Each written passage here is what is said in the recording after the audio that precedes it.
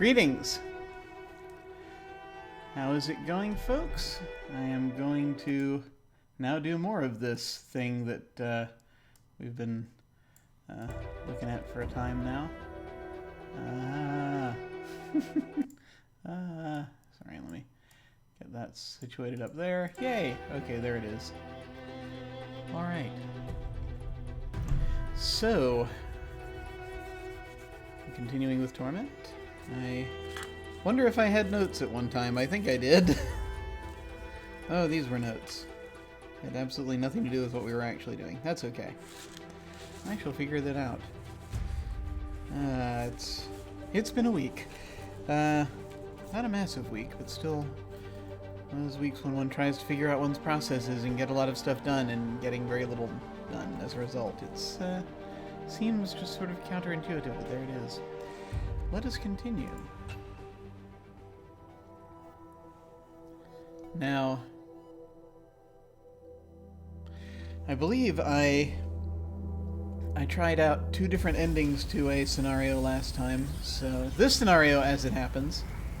So let me see where we are with this, because this is important. And I can do that by looking in my pouch here. See if do we have the tiny robot? We do have the tiny robot. Okay.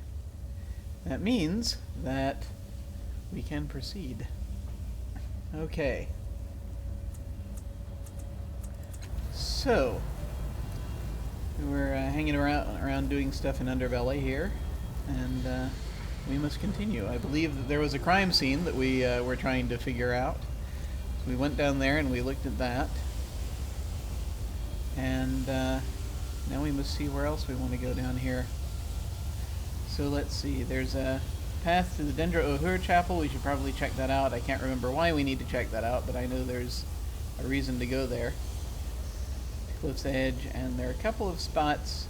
There's a Sticha incursion up that way, and we're not sure what's down that way, so let's check both of those out. Can I see where we're going? Michaela. Trying to remember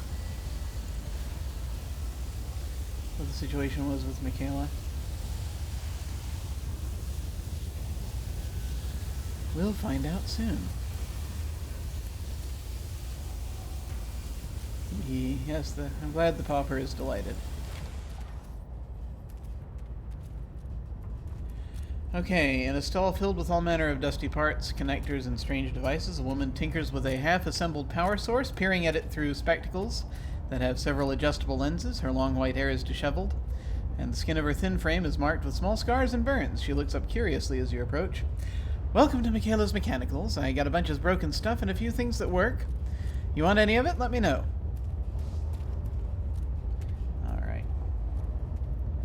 I got a bunch of broken stuff and a few things at work. You want any of it? Let me know. Where do you get your stock? She shrugs. Trade, mostly. Your friend Allegan there brings me things now and then. Hello, priest.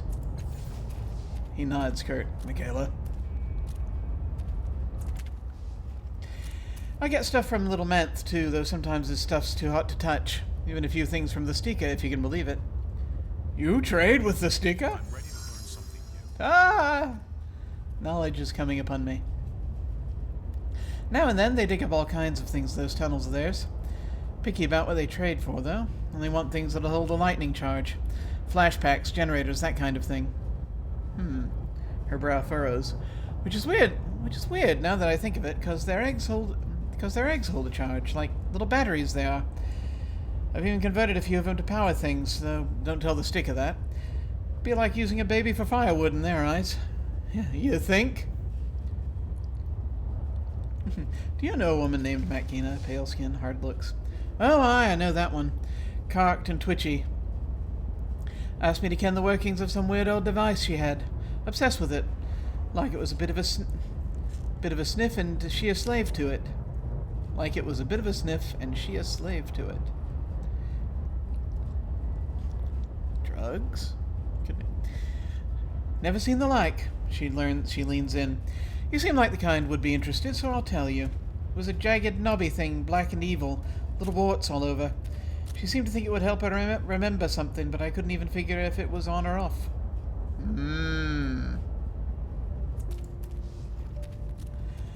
You'd have killed me when I couldn't make it work for her. She frowns, remembering. I'd have been mad, except I saw how sick she was with it. Shaking, tears, the whole lot. Send her on her way and wished her luck. She'll need it, poor thing. Wow.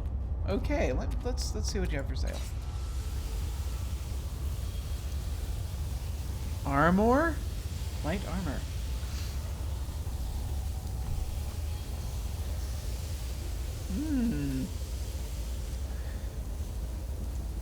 See, a leather jerkin.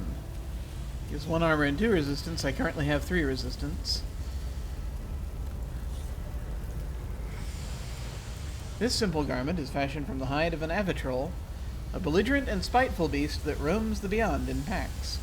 Avitrols are immune to most energy attacks, and their skins retain a certain amount of this resistance after death. So avitrol leather is popular among hunters and explorers of the region. The tough material is also thick enough to offer a minimal amount of physical protection.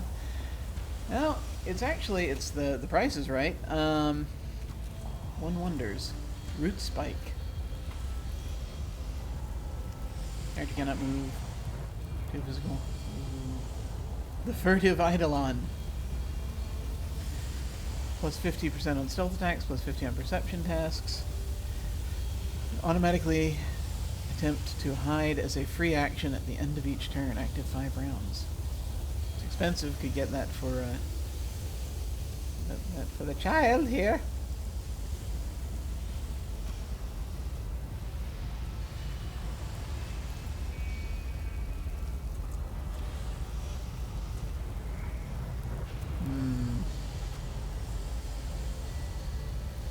Sting charge, light ranged weapon. See, these are much more affordable weapons.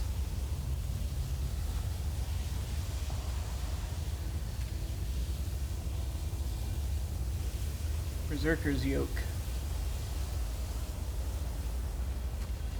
Okay.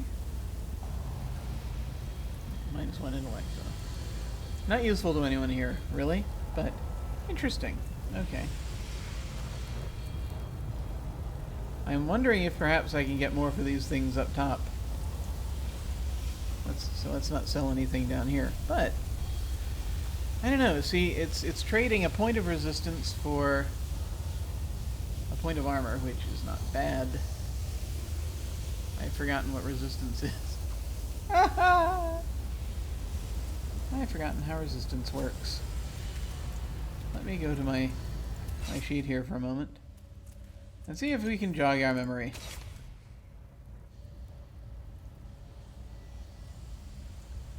Armor reduces physical damage taken. Most weapons take field damage. Resistance reduces energy, chemical, mental, and transdimensional damage. I kind of don't want to give it up right now, but it's a thought. Yeah, he's got more armor.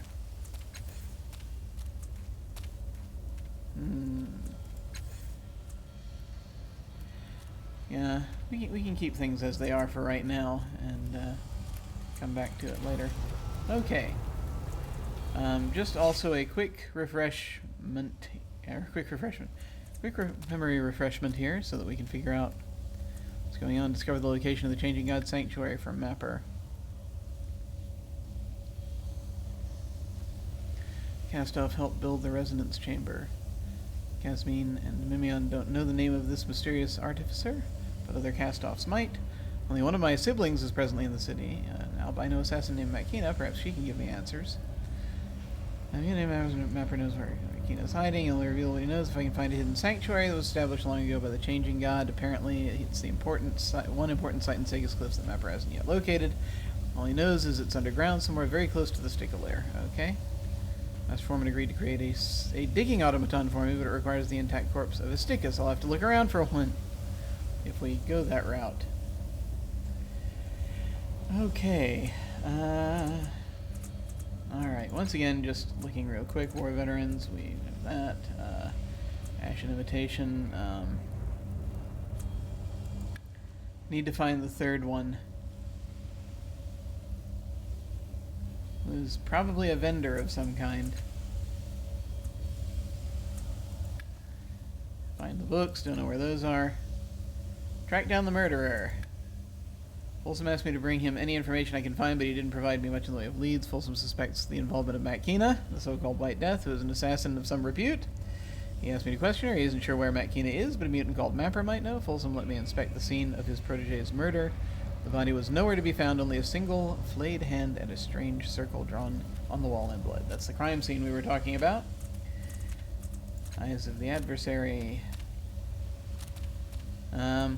I'm kind of lost because we looked at everybody in there, pretty much, and not sure.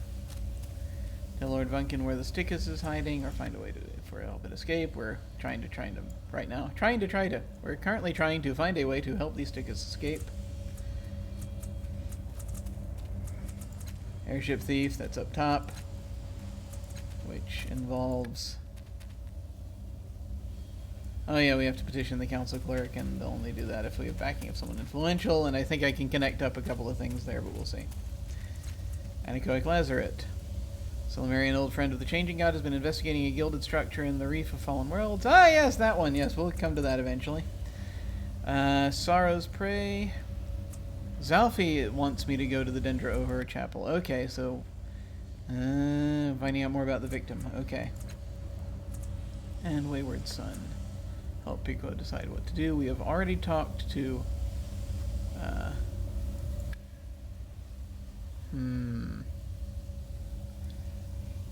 piece of our call is important. Crooked Keek, the Fishwoman, is from the same tribe. She's probably happy to hear that he is alive and well. Crooked Keek was excited and happy to hear that Pico is still alive. She misses him, wish he would return to Underbelly. Pico admitted he was born to a tribe of mutants who lived in Underbelly. He's only from the okay. So... yeah, I think we just need to bring that message back up to him. But for now, let's keep wandering around. So I think, yeah, we're going to head this way in a little bit. Let's first see where this goes. Yes.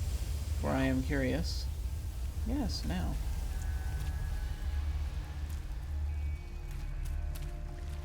Go.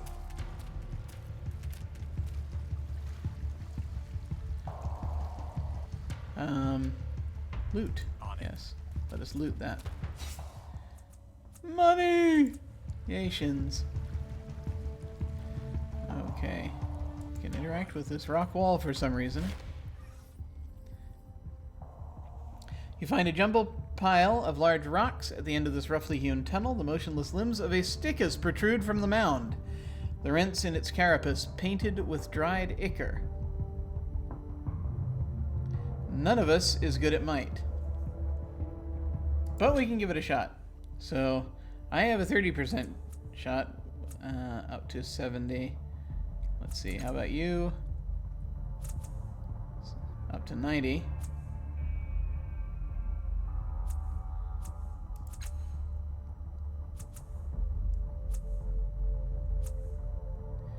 Same. Feel like moving some rocks? No. Okay. So I can spend my might to get up to 70, or I can spend his might to get up to 90. Let's do that. Making a note. The first rock is the hardest to shift. Once you warm to the task, you are nearly flinging them aside until you have fully exposed the corpse beneath. Examined the uncovered corpse. Clearly the creature was digging this tunnel when the roof collapsed and killed it. Its smaller claw is mangled and smashed, but apart from the crushed thorax and a few gashes in its carapace, the body itself is surprisingly intact. Interesting. Okay, examine the corpse again. Anything else? Other than the crushed thorax and mangled claw, the corpse is surprisingly intact. Okay, step away. Alright, so... I have a feeling that's just is looking at the corpse again. Yeah, okay. Alright. Good. So this means that we can now go back and get the digging machine built if we so desire. We will think on that because I'm not sure what it is we need dug yet. I'm going.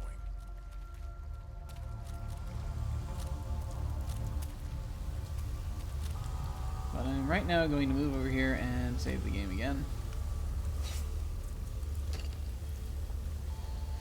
Okay.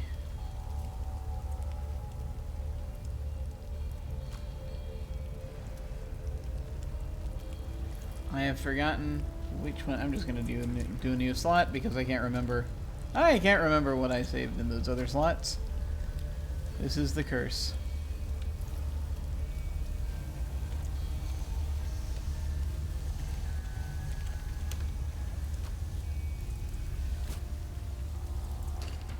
Okay. That's best.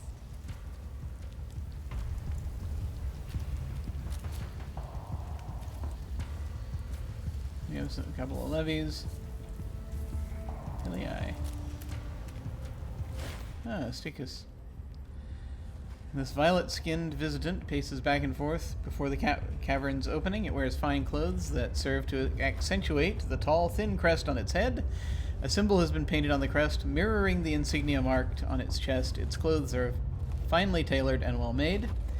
The name of the creature's race crawls to your mind. It's a Vargellan. This one has temporarily chosen to be female. Her bulbous eyes flash quickly around her surroundings before focusing directly on you.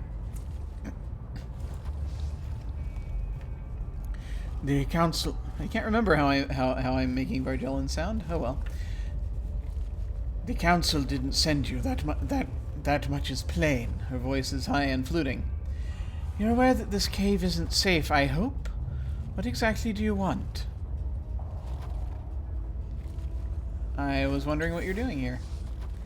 I am conducting a diplomatic negotiation on behalf of the city. Unfortunately, I am not dealing with a reasonable species. Her crest flutters irritably. I've made no progress at all. Days wasted in this miserable tunnel, and I have nothing to show my superiors. Maybe I can help you negotiate. This cave isn't safe.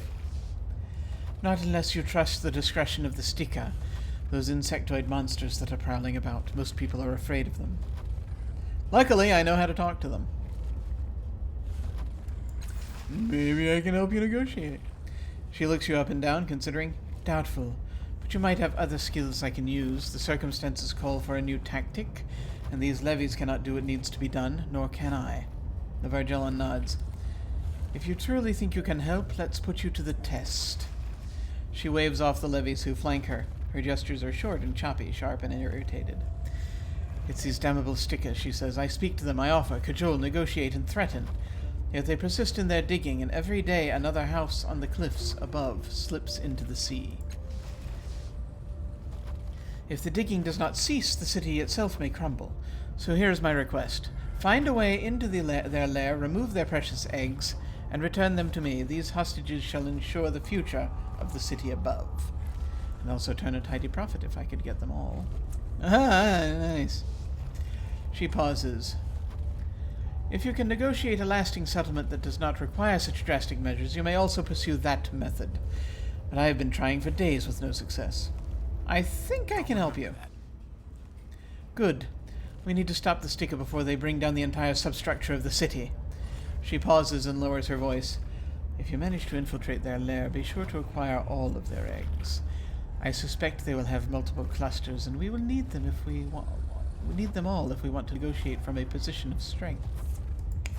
Yeah, good to know. She hands you a synth ball with a blinking device inside. Once you're in the lair, activate this. It will show you all the tunnels, the egg clusters, and the Sticha themselves. Better to know what you face before you charge ahead. Panoramic capture ball. Clears the fog of war in the current area. I like that the generic term is now becoming fog of war. Consumes movement. Perfectly spherical and brightly polished. Perfectly spherical and brightly polished. This device activates when you throw it. It's an artifact. When you throw it into the air.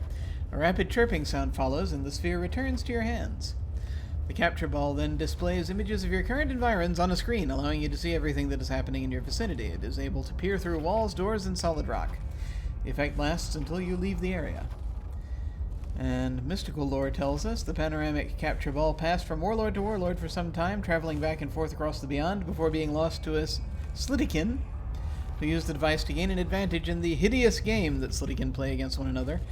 The wise Nano Avertsjo somehow penetrated Slittican society to regain the panoramic capture ball, but after delivering it to her home city of Sega's Cliffs, she retreated into seclusion. It is said that the images she saw captured by the ball gave her a perspective that made her lose interest in everyday affairs. That is excruciatingly specific mystical knowledge, but interesting. Questions? She sighs. Very well. Be aware that the time you spend with me is more time for the Sticha to undermine the city. As we speak, they dig under us. How can I reach the Sticha lair? If I knew, I would go there myself. The Sticha are quick to dispatch intruders, and I doubt they would take humans or Vargellans there of their own accord. Perhaps a construct of some sort, or a digging machine. No, that's what the digging machine's for. But I know little of fabrication or manufacturing, so I will leave that for you to explore. Can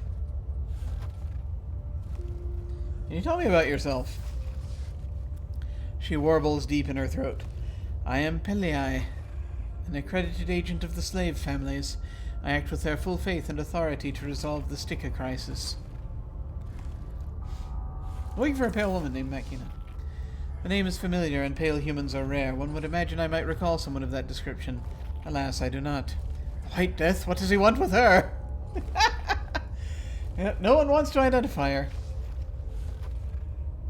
You are familiar with Makina, aren't you?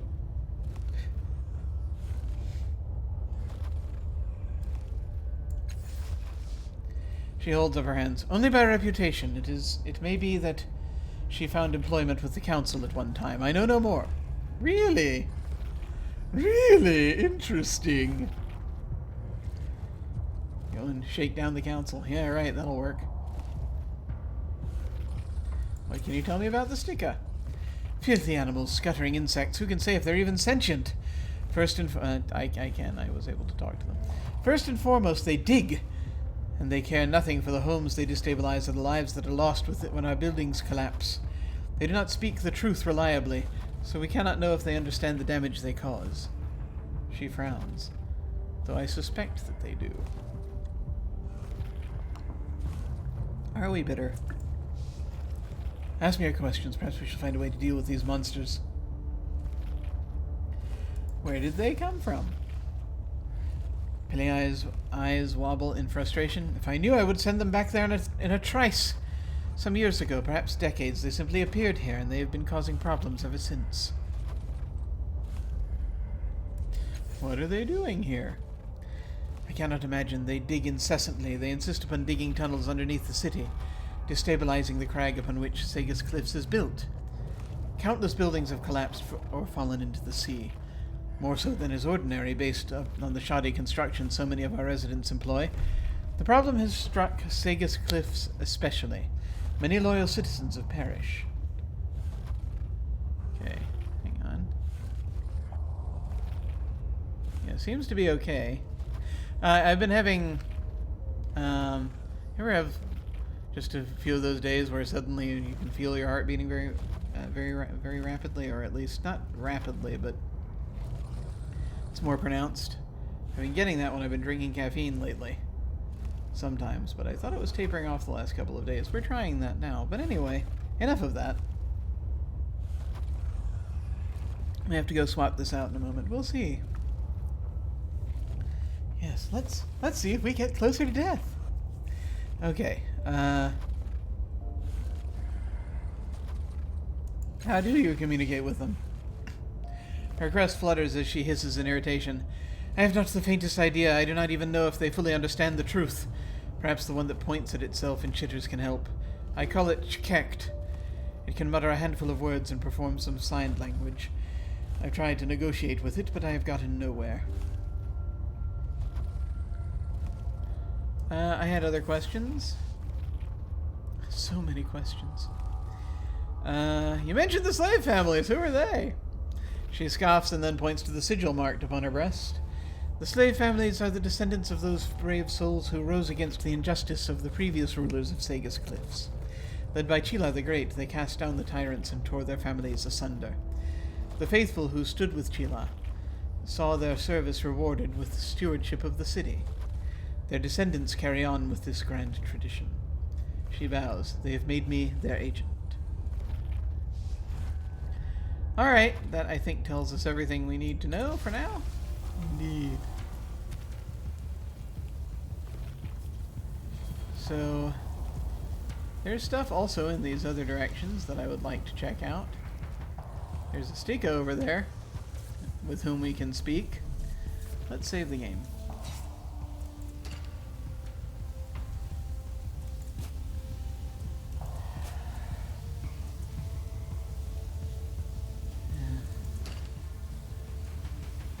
Also, let us check out, not that.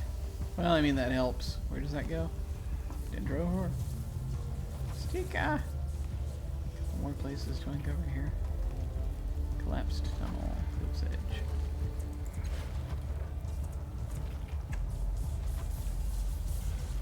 Did I just save the game? I don't know anymore.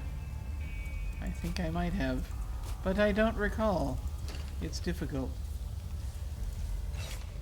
The journal is what I wanted to look at. So we got new information here. Shaky foundations. Shaky foundations. Pelei, a Vargellan agent of the slave families, is trying to stop the Sticha from digging underneath the city. Apparently, the creatures are destabilizing Sega's cliffs and causing buildings to collapse.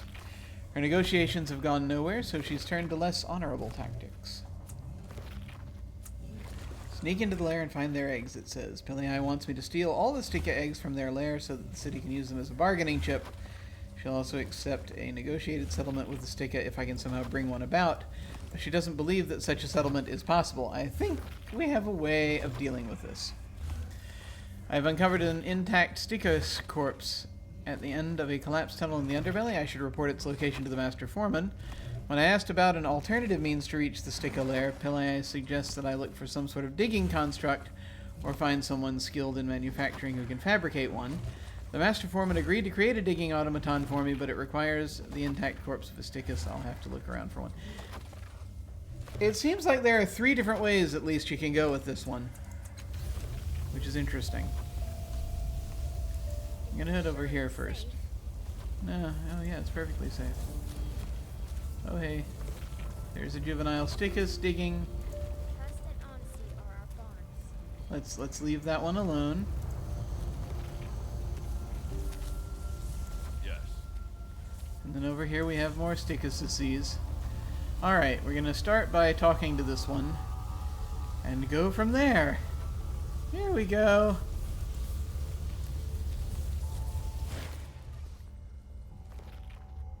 Checked.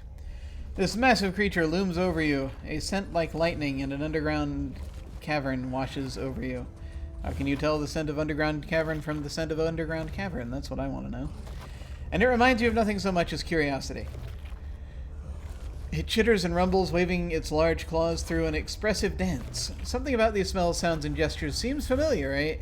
A niggling itch in the back of your mind. At least you remember the taxonomy now. This is a Stichus, a huge burrowing insectoid. We have already remembered this language. It points to itself and says, "Checked." It follows with another stream of high-pitched noise. You remember it now. The language is broken, like a pigeon dialect. I've forgotten how that's pronounced in polite society. I usually say pigeon, but then again, it might be something else. Anyway, but you can understand it well enough to communicate. I checked. Speaker to brown grub humans. You speak me, I speak Sticha people. You almost have the sense of the language, the structure, the feel, the sound, and scent. The itch in your mind intensifies. You can feel the memory of the Stichus language waiting to reveal itself.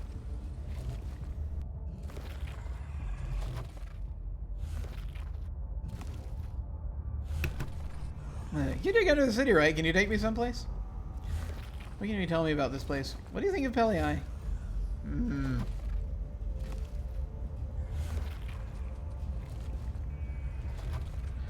Okay.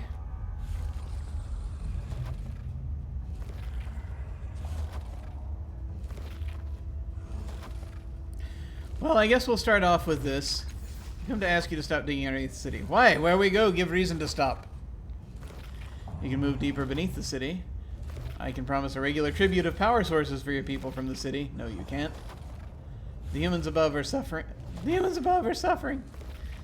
Do you want your people to have a future? Do you want your war with the humans above? They will collapse your tunnels. They will destroy you. Never mind, let me ask other questions. Oh, so many ways to go here.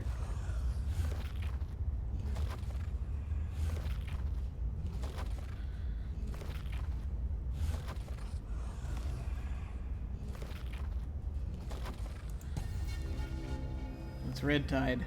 When humans dig, they care for us? No, why we care for them?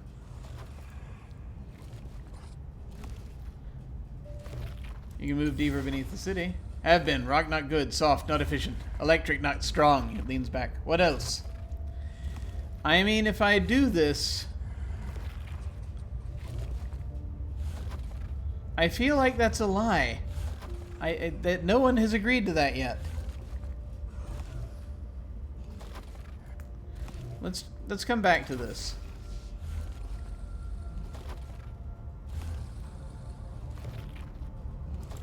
What can you tell me about this place? It looks at you intently, then its spatulate fingers begin a slow and careful dance. The sounds it makes are slow chitters that rise and fall in pitch, accompanied by the smell of ozone. Good rock, full of electricity. This is our home. The word home also means tunnel or sanctuary, a layered meaning. Brought here as eggs hatch. Dig here for safety, food, good rock. It smacks the tunnel wall, and some of the rock crumbles with the force of its massive claw. Find secret place to store new eggs. Human grubs would steal or smash. What do you think of Belly Eye? The Sticha seems discombobulated for a moment. Who? Then it thinks a little more. Then it sprays out a blast of pheromones, and you smell the sharp tang of acid and weakened stone. It smells like distrust. Belly Eye. Fishhead grub, not good person. It leans closer. Wants eggs. Can smell desire. Yep. But eggs in safe place, hidden. Not let thieves take eggs. Harm broodmates. You smell hardened shells, calcium, and silicon baking around the Stichus, the scent of determination and safety. Not let anyone harm eggs without fight. Okay.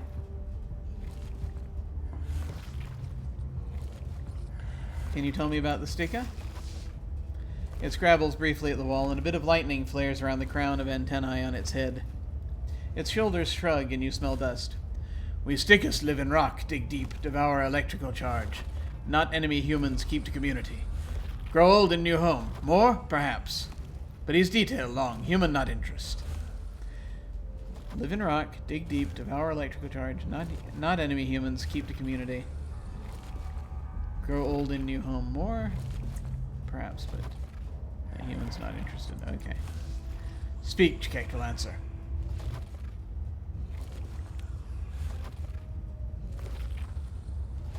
I found a dead Stichus near here. Can you tell me about that? Nell tunnel. Broodmate weakened. Could not feed itself. Could not feed eggs. Digs tunnel to collapse on self. Not want burden Sticha family. Wow. Okay. The great head on the creature shakes ponderously. Barely strong enough to collapse tunnel. Failed in life. Too weak, perhaps. How did you come to be under Sega's cliffs? It shrugs, its massive exoskeletal plates grinding. No ancient ever to tell. 4 generations only in caves. We live instinct. We guess at legacy. Memory stolen. It growls in frustration. I know what that's like. It pats the wall nearby. Stichus hatched from egg. Yes? Yes. Traders come from evil bloom. Other worlds. Think humans stole eggs. Humans brought eggs to world. Humans hatch eggs. Larval Stichus. A mystery to buyer. Released here. Chikek exhales from its spiracles. Must guess it function. Must guess its society. Maybe advanced one. Maybe great civilization. Now? Now only dig. Dig for clues. Ah! And why are you digging here?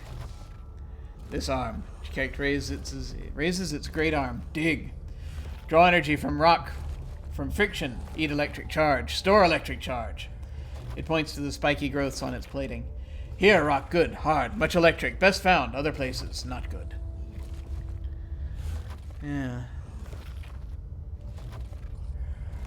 Why are you digging under populated areas? The Sticha stares blankly at you, its eyes shimmering. It seems to be trying to put its thoughts into a statement you can understand. Sticha must survive. Must live where food is, yes? It doesn't wait for an affirmation. Human watch every step. Avoid stepping on insects. No impact on other life. Sacrifice of others is natural order. Okay. It taps you on the chest. Smart for human. It points toward the rest of the underbelly. Not smart. Why concern? Not... It gropes for the word. Not sentient. Yeah, seems that that's the attitude on both sides. You claim the people in the city aren't sentient. That's not true. The Sticha shifts its weight back and forth. Simple humans. Fight, eat, kill. Try steal eggs. Not harmony?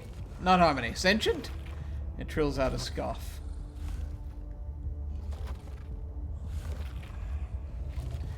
Your digging is causing problems for the people above. Not concerned, Sticha. I'd like to ask other questions. Ask then. Its talon hand flexes and closes. Yeah, I think if we do this as a gesture of good faith, then maybe we can get somewhere with it. Can you take me someplace?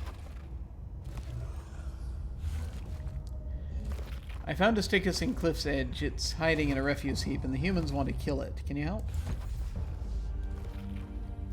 It looks at you for a long moment, almost as if it can't believe what it just heard.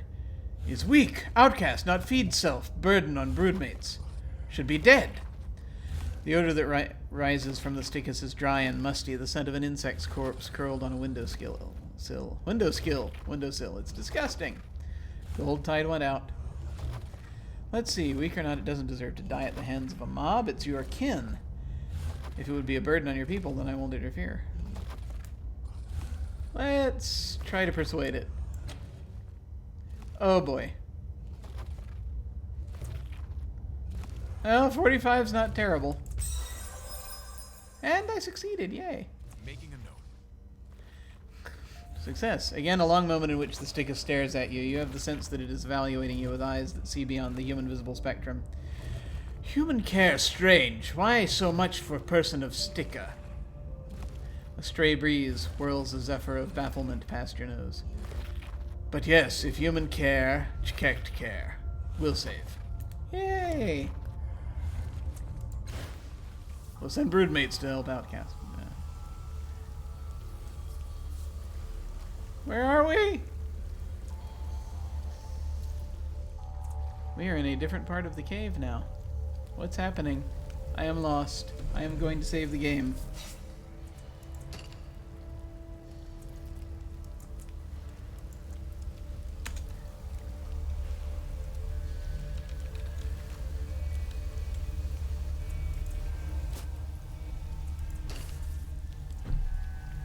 Oh, there it is. There he is. Hey, buddy.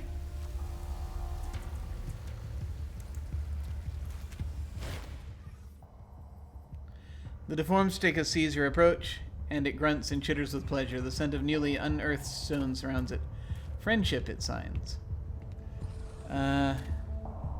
You've survived. How are you now that you've returned to your native habitat?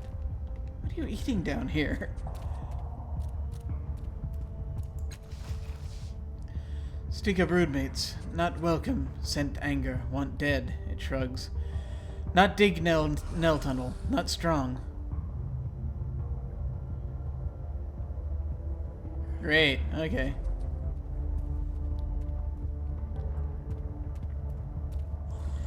So there's a bit of bridge building to be done here. What are you eating down here?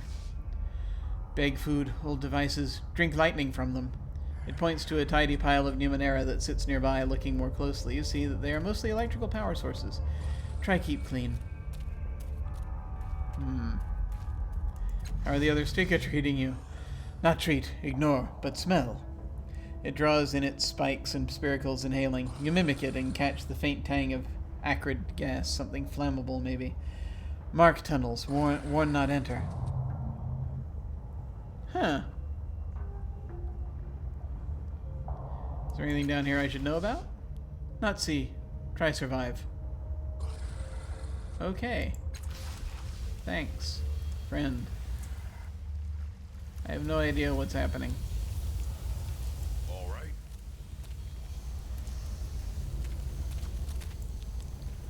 I kind of have some more questions.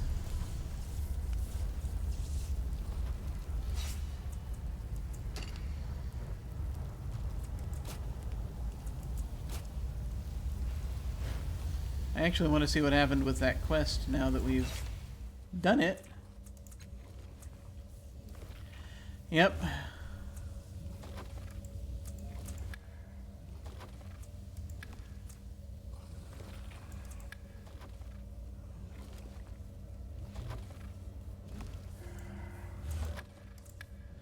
Tell Lord Vunkin the Stichas has escaped. I convinced the other Sticha to dig an escape tunnel, allowing the outcast Stichas to flee Cliff's Edge. Lord Vunkin is bound to be unhappy when he hears the news.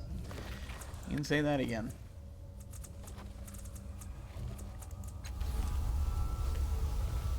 Okay. Just checking in here real quick.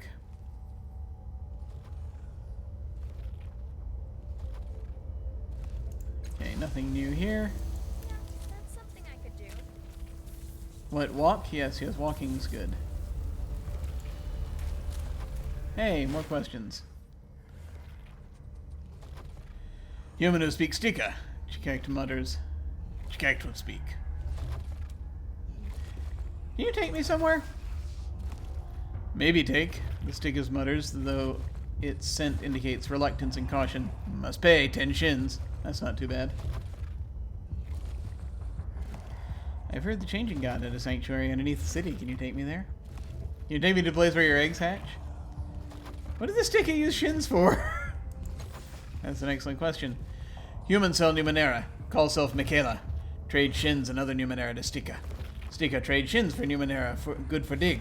Melt into walls and tunnels, make stronger. That why shins. Okay. Sticha goes in, buys things. I have heard, yes, really this is where I want to go. I have heard the changing god had a sanctuary underneath the I'll city. remember that. Can you take me there? The creature listens carefully to you and then slowly rotates its whole body, its hands in front of it. Chikekt's odor is that of internal organs, slowly liquefied, a bright and pungent odor. No, it croaks. Not humans. It continues. It's connected to egg tunnels. Humans not careful. Tread on eggs. Harm broodmates. I understand your concern, but I won't harm your eggs. The Stichas nods. Human no language is good. But fishhead person want eggs. Not take risk. Solve problem. Talk again. Okay. I think I'm gonna have to offer the tribute.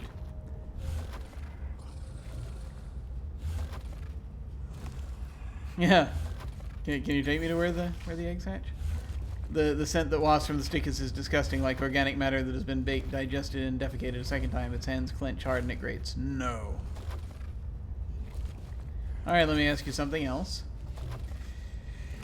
Yeah, I mean, all that's left here, aside from... I mean, we can go into the Dendro Chapel to start looking down that path, but here, I think all we can do is offer the tribute and see what happens. Say before no, where we go? I mean, I don't want to do this part. Let's try this. I can promise a regular tribute of power sources for your people from the city.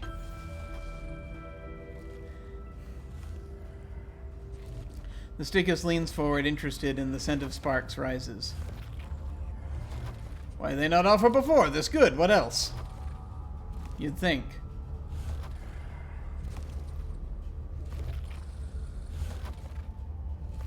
Oh dear.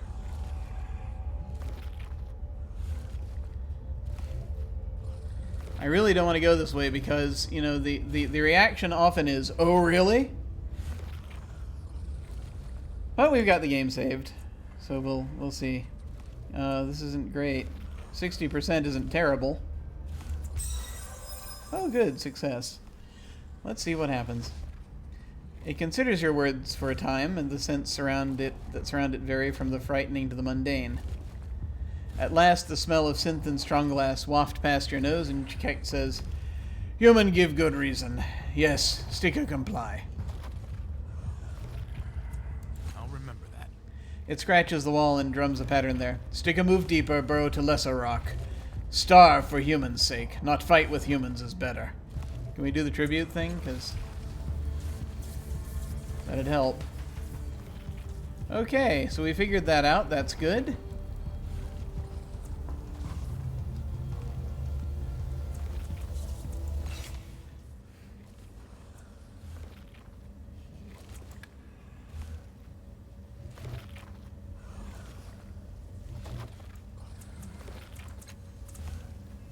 Yeah, I just need to go back to Pelei. Managed to negotiate an agreement with Sticha on my own. Pelei will want to hear the details. Because of course they will. However, I will save.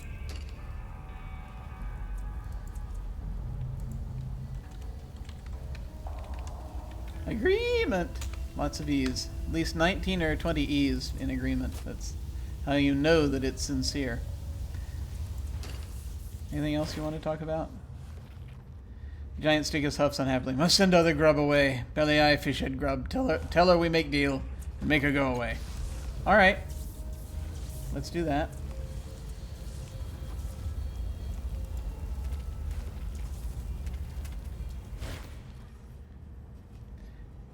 I hope you have news for me. I have news. Good news, I trust. I have handled negotiations with the Sticha. She lifts one foot to begin pacing, to start considering her options, and she stops. She slowly turns toward you, each eye rotating separately. She lowers her foot and turns to face you squarely and bites off each word. "What did you do?" I convinced Chikek that digging deeper would be a benefit to both the Sticha and the humans. There's no need to steal their eggs. Yep. "You left their eggs with them? How will we enforce their exile without that leverage?" She smooths her crest and blinks her eyes slowly. "Fine. We can work with this for now. We have time to engineer another solution." Great. Making a note. But we got XP, which is good. She stops, the thought striking her. "Did you promise anything else?" "I told the city we'd send them a gift of electrical Numenera from time to time." She presses a slightly trembling hand to her head. "I wish you hadn't done that, but perhaps it was the only way to achieve optimal results." She considers. "Very well, you have achieved your objective. Here is your payment." Oh, we get paid for this. That's good. "My business here is finished. Good day." I said good day, sir.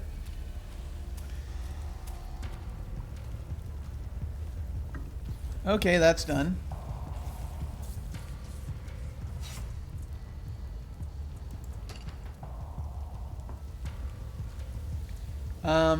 Yeah, I mean, I just told the truth, so we're good there.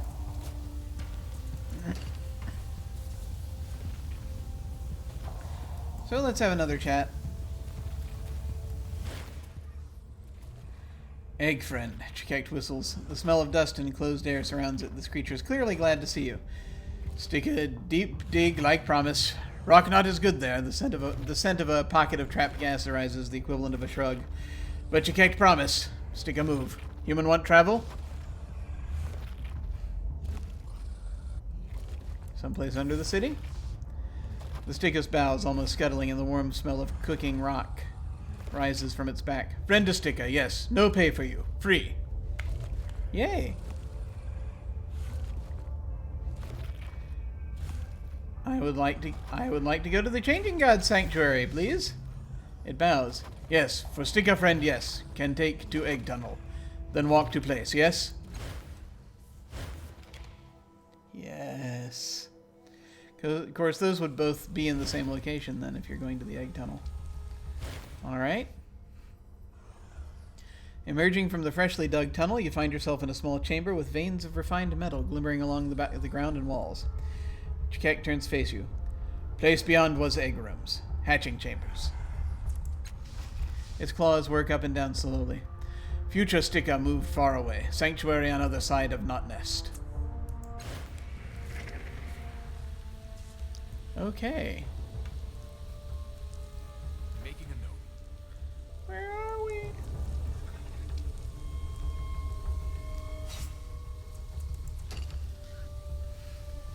And should we have picked up armor before we came in here? Sticha air.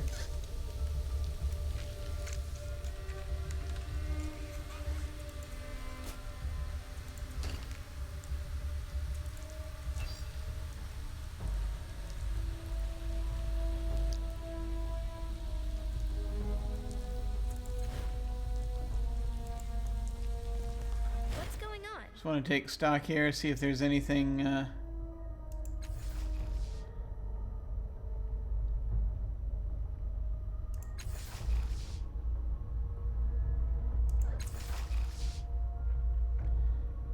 Okay, these are all things that we have heard before.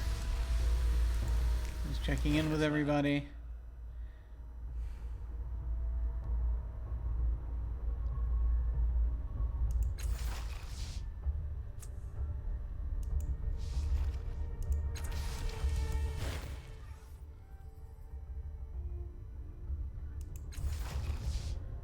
All right.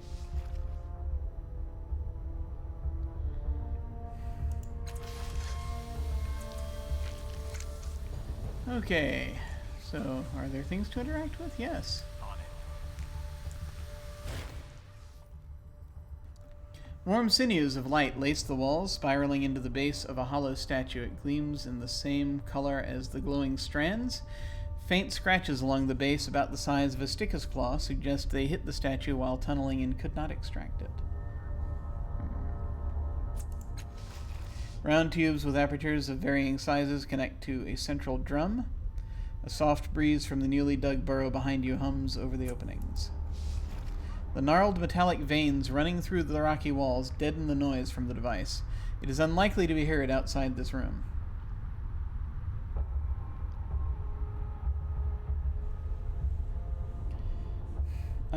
Blow into one of the apertures. Your stomach flips as a wave of vibrating air buffets you for a fraction of a second. Golden light flows up from the seams into the statue, forming a looping pattern in the center of the drum. As the rumbling continues, energy coruscates along the... or coruscates. I can't remember if we pronounced that C or not. Oh dear. Along the veins in the rock running into the device. After a moment, the sound gutters and dies away, but wispy tracings of the pattern continue to glow on the surface. It is approximately the size of a human hand, though the shape is more like a dozen tentacles. Place your hand on the light tracings. Reach inside the nearest opening. Sure, let's mess with it. Learn something. Ah! Something happened. The same sound you heard before rattles your gut. It sputters but remains on, the acoustics having deteriorated over the millennia. Though the sound is intermittent, there's something fascinating about it that forces you to pay attention. You easily tear your focus away, but the effect might be stronger if the statue was fully intact, especially on a creature with non-human psychology. It's doing stuff now. I don't know what's happening. Alright, we got XP. Tiber chuckles. That thing reminds me of a lass I once saw playing a flute in Ion. Had a pack of gents stumbling after her, downright captivated. Might have been her music, might have been that she didn't have a single stitch on. Still, I remember her smile the most. Thank you, Tiber.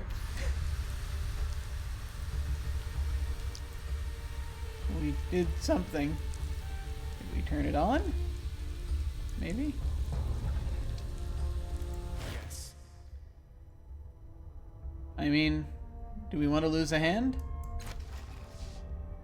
Just inside the tube, you find a piece of loose material that pulls free with a light tug. Whatever technology this statue represents has been worn away by digging in time, but the fragments may still be useful to you. Excellent fleetfoot moss and 10 shins. There's stuff in there. Cool. Yes. Now. Oh, what? All right.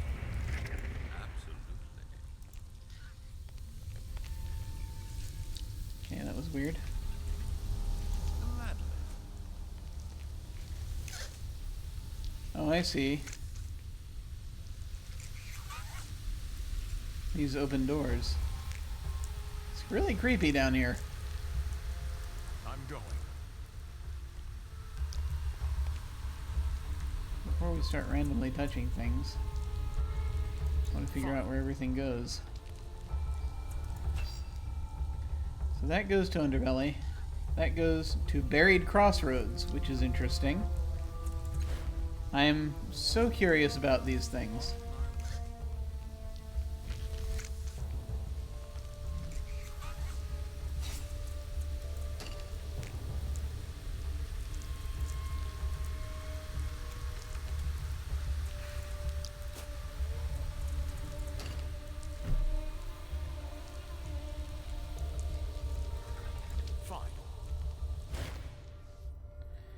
This device is larger and more pristine than the other statues you've found in these tunnels. 2 rounded drums are driven deep into the stone floor.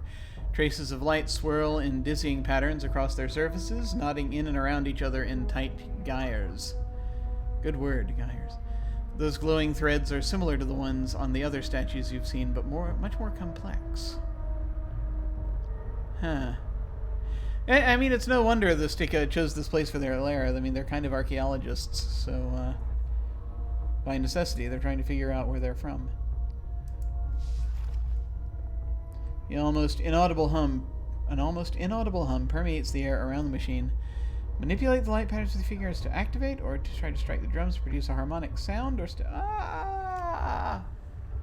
so many lores. Which lore is best? Okay, we have base 50 here.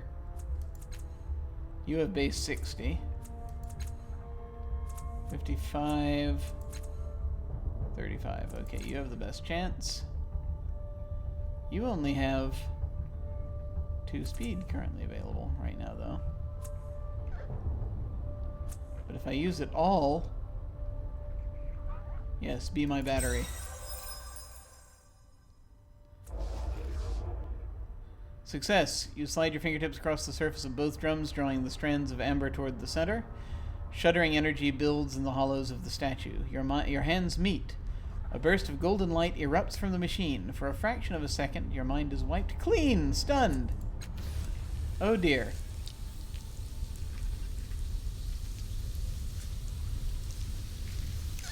That's great. That's wonderful. Just what we need, a clean mind.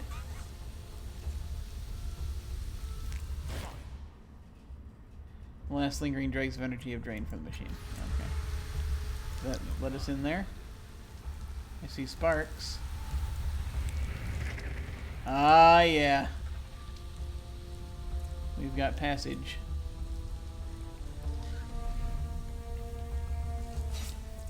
I'm going to keep saving because we, I don't know if I just used the last of Aligarn's speed here, so let me take... I thought he had more than that. What? Nope. He's very low on speed.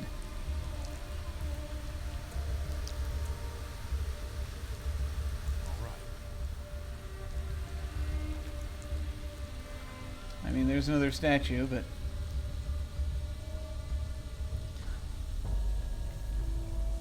Yeah, that's something I could do. This appears to be rather acidic. I don't relish the idea of crossing this.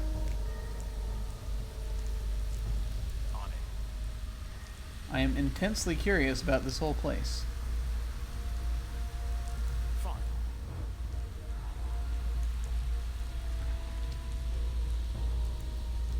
The glowing statue emits a low hum that tugs lightly at your mind, trying to draw your attention. The Sticha cannot seem to resist it as you can.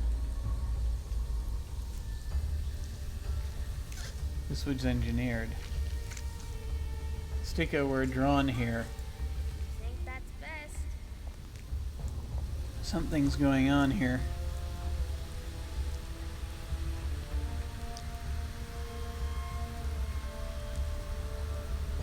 I'm going.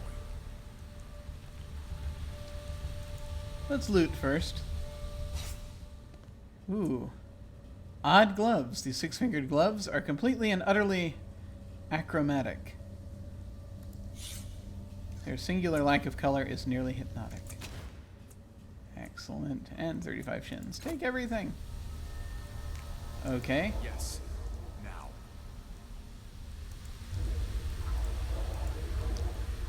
I'm trying to interact with this thing, Let's but go. nothing's happening. Tell you what, just resaving over this last one. I don't know what's going to happen if I try to run over and check this one out. On it.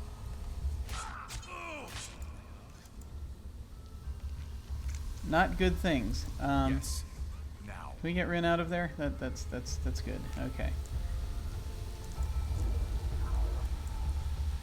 Something's actually emits a low hum that tugs lightly at your mind, trying to draw your attention. Sticha cannot seem to resist it as you can, and that's all we have. Okay, great. I mean, can we do this without crossing the acid?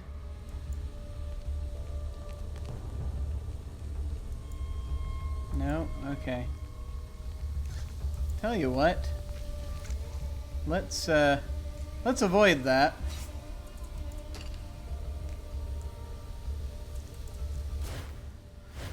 Because that's not good.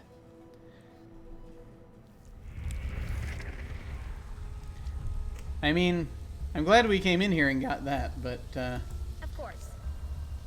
yeah. This clearly is not the next one we're supposed to do anything with. There we go then. Instead, let us check out this one. Ready.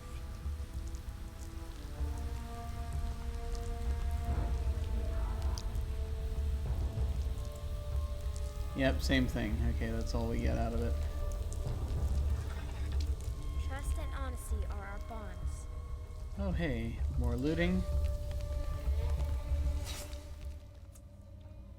Brood's ears.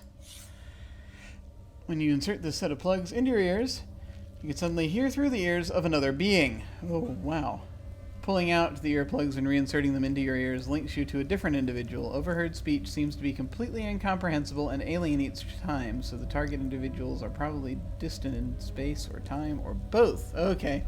So you can eavesdrop on people, but you have no idea who you're doing it. It's kind of random. And 32 shins. Yes! Cool. Alright, so that's like all of the things down here, right? And this one doesn't open this unless it's already open. It is! Okay.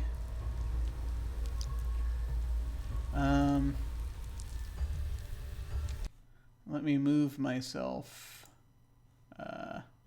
over here.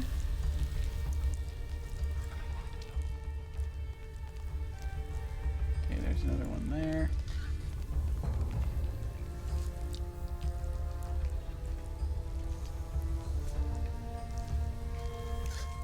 You're sure it's safe? Nope.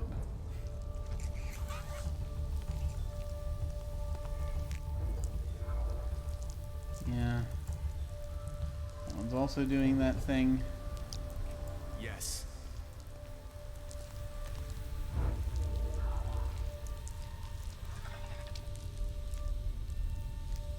Okay, that's it. It's just doing a lot of that.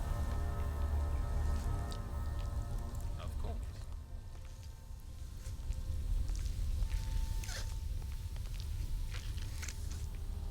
So nothing else interesting or important or significant, I guess? Huh. I feel like there's more to this room. And it has something to do with this acid area. But I don't think we can unlock it at this point. I think that's all I mean, do we need to go up to each one and make that happen? Actually activate it? Huh.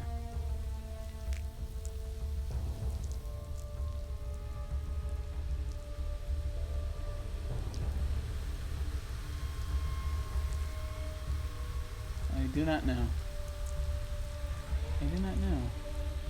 I do not know if it is a good idea. Or if it does anything. I think for now, though,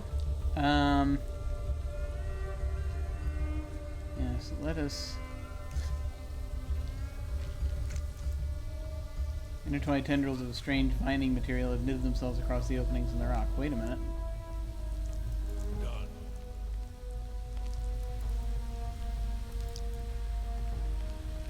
Oh, hey, that's open. I'm going. Okay, that's on. Let's go all. You and me. I'm just really curious now about all of this. Gladly.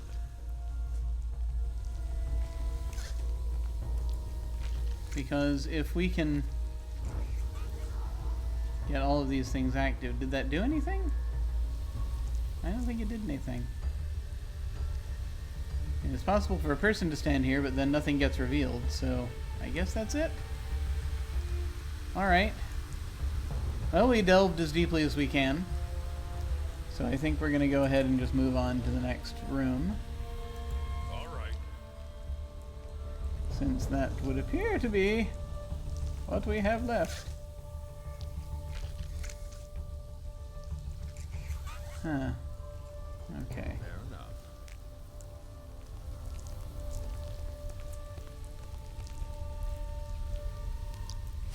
I'll save here one more time because I can. Alright, here we go. I'm going to move me to lower left, I think, for just a little bit. Here we go then. Here we go. Your dominant tides will not stop you from taking any paths or picking any options in conversations, but they can do things. Alright. Ooh. Oh, this looks familiar. I saw this in my mind. Oh, this is... Yeah, we may be in a dangerous place here.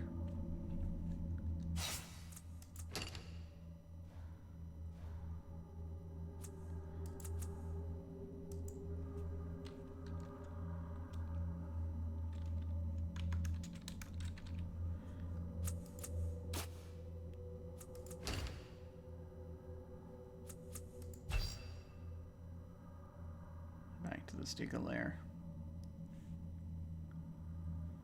Okay. Alright. So, there are a number of things to look at here. Sleek and streamlined, this machine hums with energy. You're fairly certain that it came to life just as you entered the chamber.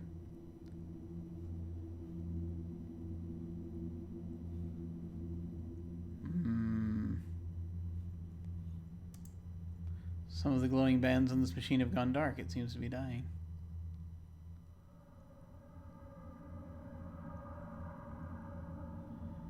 Before Fair we enough. touch that one. Oh dear. Yeah, anything where there are mirrors, I worry. On it.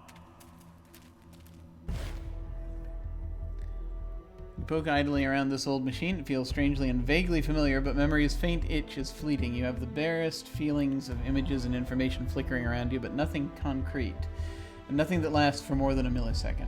Investigate the machine. Something about the device suggests data sphere to you, but no, the memory's gone. Ah! Okay, the data sphere, or data sphere, depending on which side of the room you're standing, is, I think, an information satellite, or a series of them,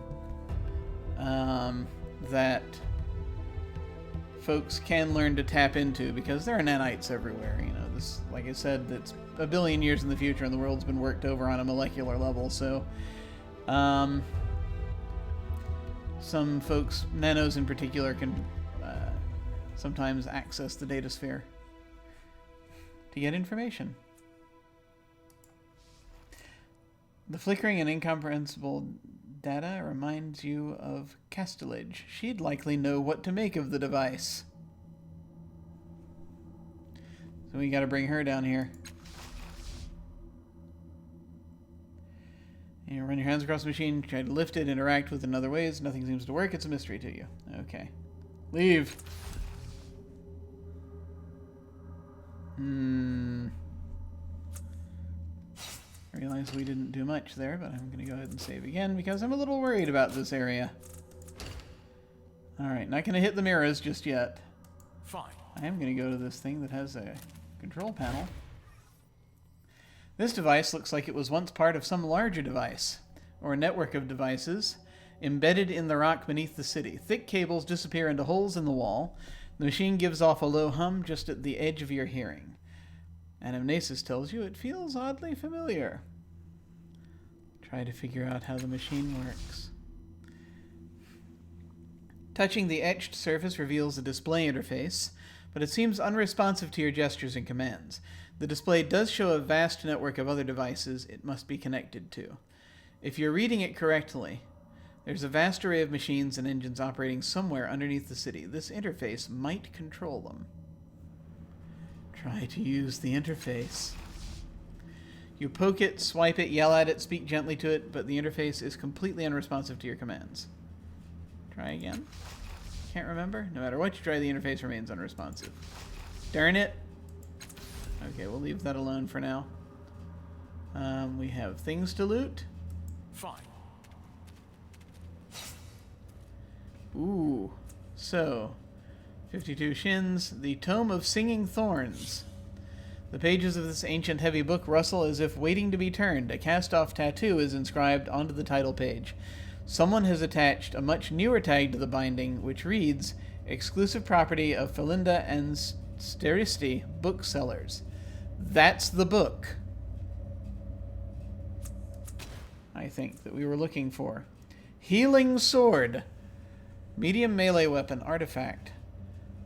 8 physical damage, plus 4 damage per effort applied, max plus 8. On critical hits, it's a medium weapon. Heals 4 points of health on wielder.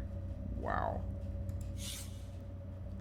The keen blade of this sword is pitted and poorly maintained. If not for the pristine synth hilt, it would be better suited for the scrap pile.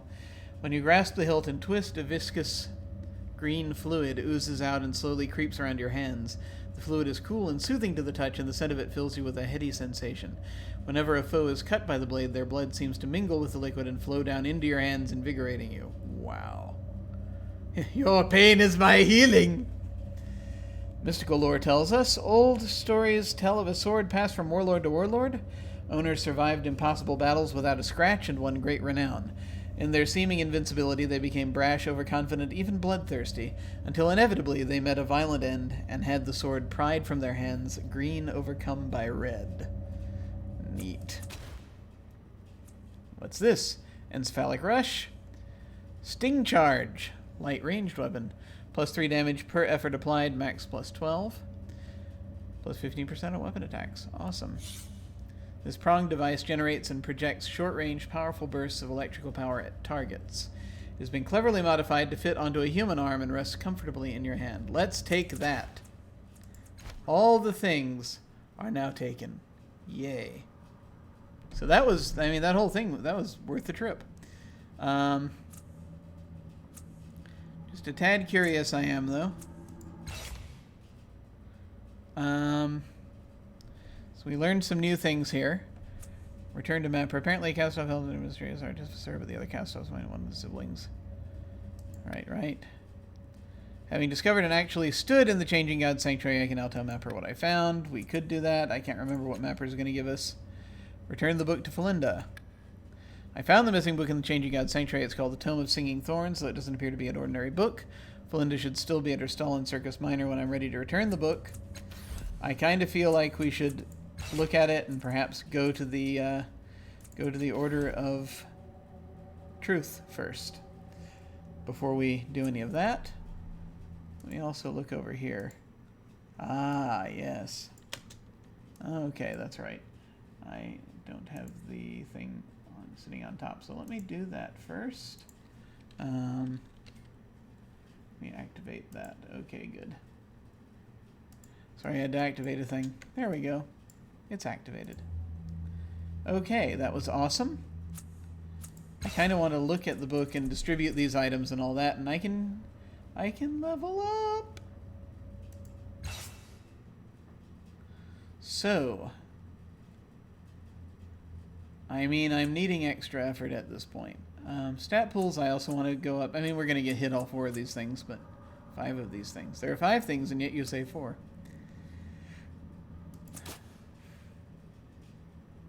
Increase your max effort allow you to spend more effort when performing tasks. Yes. Did I learn that? Or remember it? That's an excellent question, Last Castoff. Thank you for asking it. I have no idea. Okay. Good.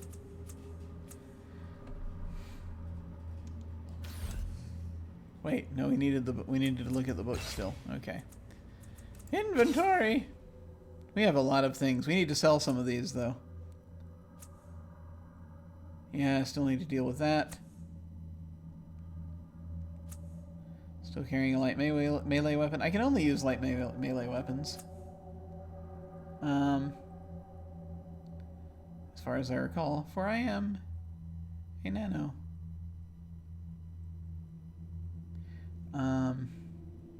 Yes.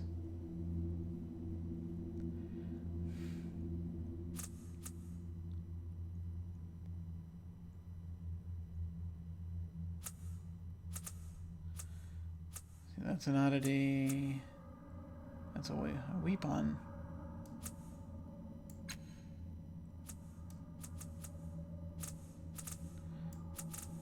That would make a much better weapon, I think. Because right now what we have is 3 physical plus 3 per effort, max plus 9. 15% on weapon attacks, whereas this 4 energy damage plus 50. Yeah, definitely a better weapon to have. Still got to hold on to the shard to show people, Good but balance.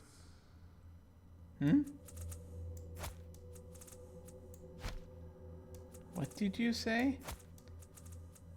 Good balance. Oh, good balance. Thank you. That's good to know. Medium weapons we can't do so much. Yeah, we can't use medium weapons. Or we're not so good with them. We have anyone who can use medium weapons? I mean, Tiber can, but I don't know if we want to trust him with it. He's got a sword. The one we have is much better, but I don't know, we'll have to see. We'll have to see. We've trusted Aligarn with some ciphers, but there's some things we gotta do. We've got 3 ciphers now, so we have to be careful about picking more up. May need to redistribute some of these. See, I'm worried the moment we hand Tiber a cipher. Melee weapons, ranged weapons. Yeah.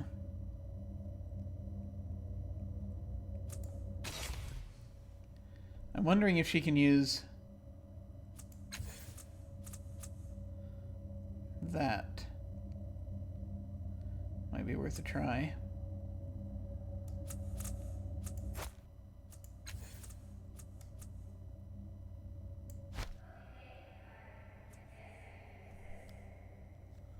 I have no idea what she just said. Hopefully she can use it. Okay.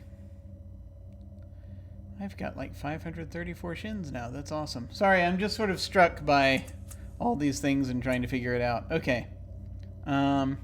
Also, we need to split some of the... I need to free up a cipher slot here.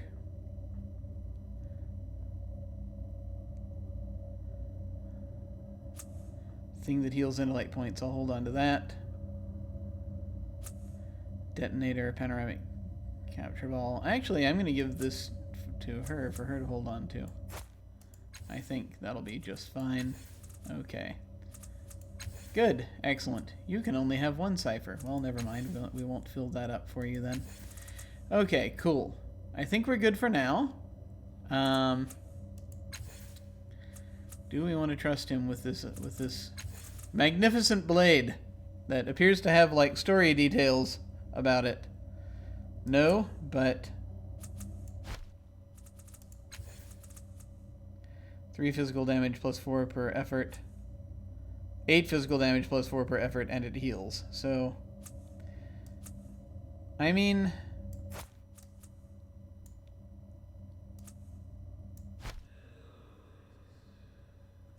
why do their voices sound so terribly far away?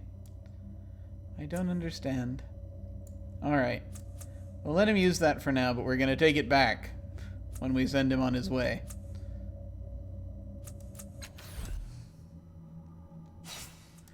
Alright.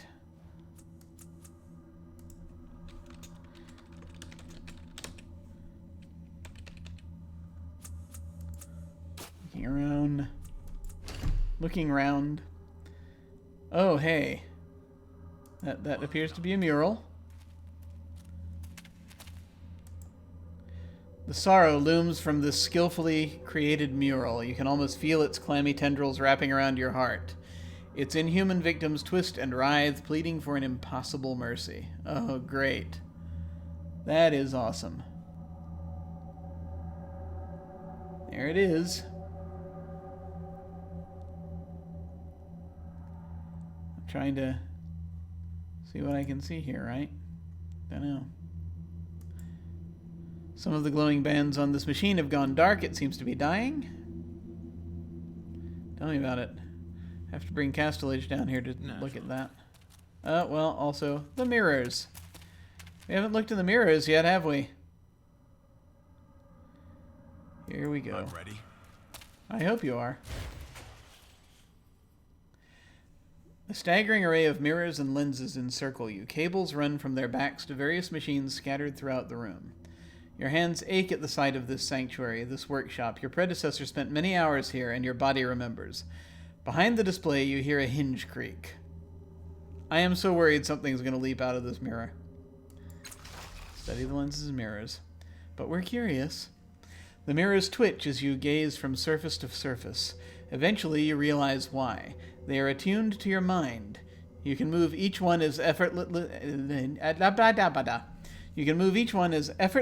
as your own hand.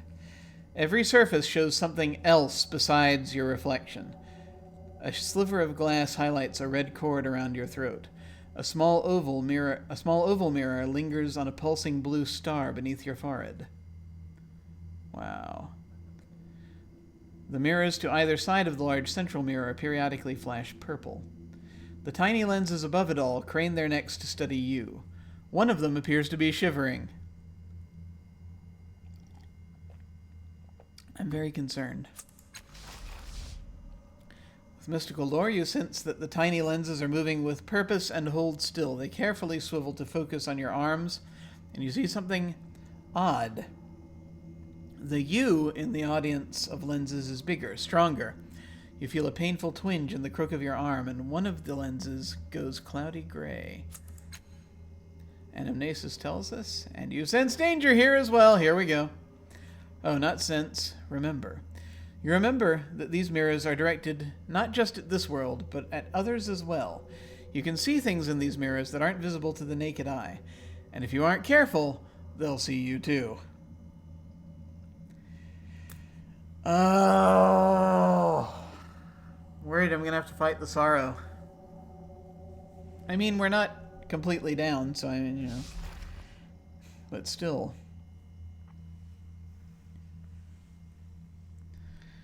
Alright. So we can reach for the shivering lens. We can move the slivered mirror that shows the red band. We can watch for the purple glow on the side mirrors. We can examine the small oval mirror. We can determine the purpose of the tiny lenses.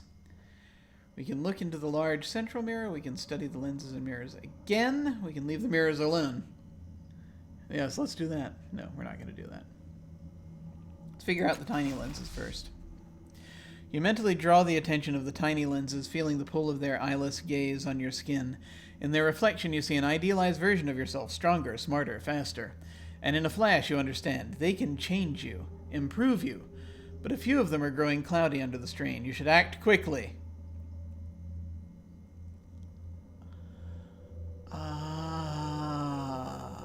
What do I want? I mean, we're in Anno. This is what we're doing. The constellations of tiny lenses align with your head, and you meet the gaze of your reflection. Something snaps in your mind, and suddenly you feel sharper, more alert. One by one, the lenses fade into opaque haze until only one remains, as bright as a winter star. Last Castoff permanently gained 1 intellect pool. Maximum intellect pool is now 13, gained 2 XP. Okay. What else? The shivering lens is perhaps going to be a problem. I guess we'll look at it next.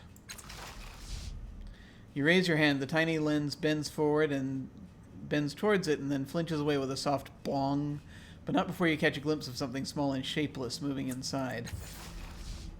Shy little thing for whatever it was. You turn your attention back to the mirror. Are you afraid of me? Get down here now! Force the lens to bend to your will. This character might do that. Are you afraid of me? The lens goes quite still, then tips toward you ever so slightly, like a child peering over a cliff. Thoughts spill through that tilting glass into your mind. Your gift is immediately overwhelmed. These are not words or symbols or any language you recognize. They are aware. I'm so glad that we didn't put that other thing in our head that was to worry about up there. Aware that they are thoughts and in your head. At the moment of that realization, they awaken within your mind, reorganizing your thoughts into images that communicate what the creature in the glass is thinking. A circle carved in the dust, speaking its shape without words.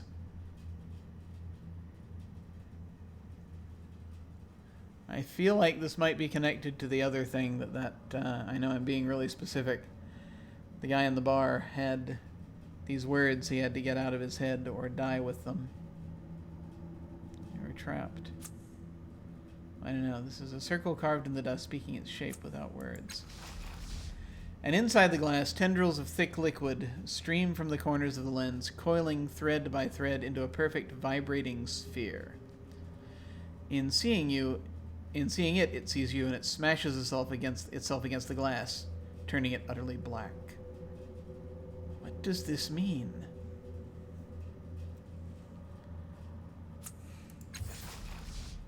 Looks alive, Aligarn says, hands on his hips. Not that looks mean anything. Crack. Oh no! A jagged white line appears at the upper corner of the lens, racing across the surface like a breaking wave. You blink. When you open your eyes an instant later, the lens is gone. All that remains is an empty frame. Oh, that's not good. Well, that was anticlimactic. Was it? And yet something has changed in your mind. You hear whispers too distant to understand. You feel a presence swelling within you, reveling in the alignment of your tides. You hear a voice speak a single word, a word that echoes across the labyrinth, calling you to it. I'll remember that. What happened? I gotta know what happened.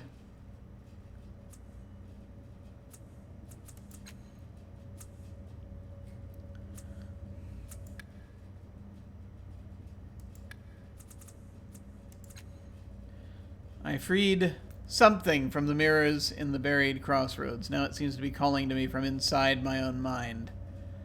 Search the labyrinth for the creature that escaped from the changing god's mirrors. Oh, great. Did we let in more sorrow? I don't know. The shapeless creature in the mirrors was somehow found its way into my mind. I don't know what it wants, or if it is a threat to me. Oh, hell.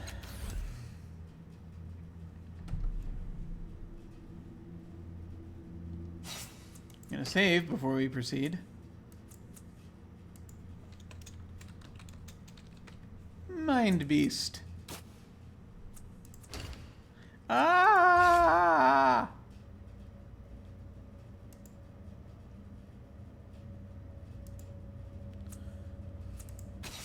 Can I actually look at this book?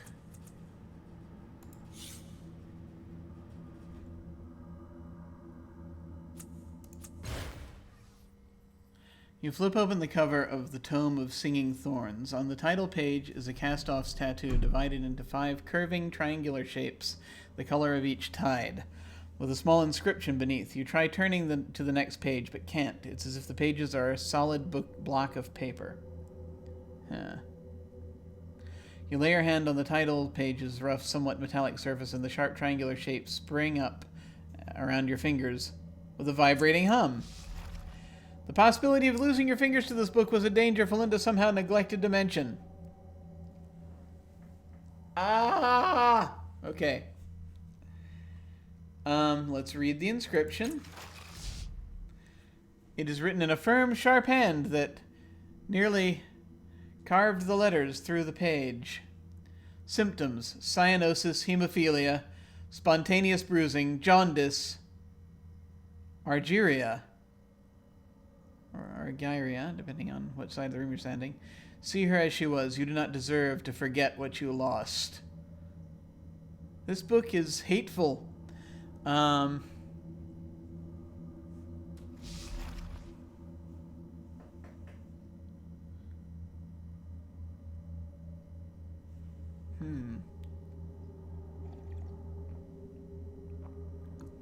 I mean, my initial impulse would be to touch the blue thorn. You experimentally run your finger along the back of the blue thorn. The moment raises a cool, complex note from the curved surface. It hangs in the air, humming softly.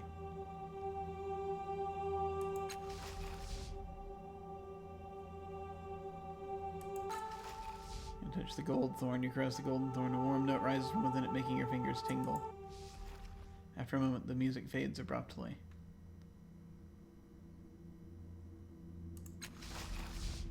Cyanosis, hemophilia, spontaneous bruising, jaundice, argyria. 1, 2, 3, 4, 5. Interesting. Cyan, hemophilia, bruising, jaundice, argyria. So, blue, red,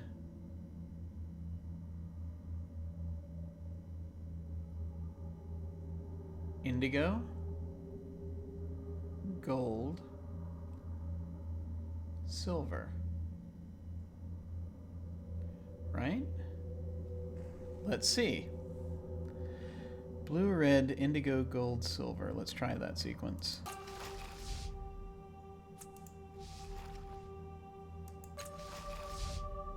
You carefully pluck the crimson thorn like a stringed instrument. A note rises from the vibrating razor edge. Indigo. You tap this dense thorn, coaxing a multitude of tiny chime-like sounds from the metal. As you listen, they coalesce into a single firm note. Gold. You caress the golden thorn. The note rises into the air. Silver. You prod the silver thorn, producing a high, pure note. It hangs in the air, growing ever louder. The notes surrounding you scatter into silence, as if swept aside by an impatient hand. The book blurs open, flipping from page to page faster than you can read. But still you catch glimpses, neat tables of strange creatures and their tidal affinities, dwindling question marks on each page as the author understood more and more. And through it all, you feel the book reading you. It's like Call of Cthulhu. There are a lot of things in this game that are kind of Cthulhu-like. Such as books reading you, other horrifying murals on the wall, things in your head coming to life. It's very much like that.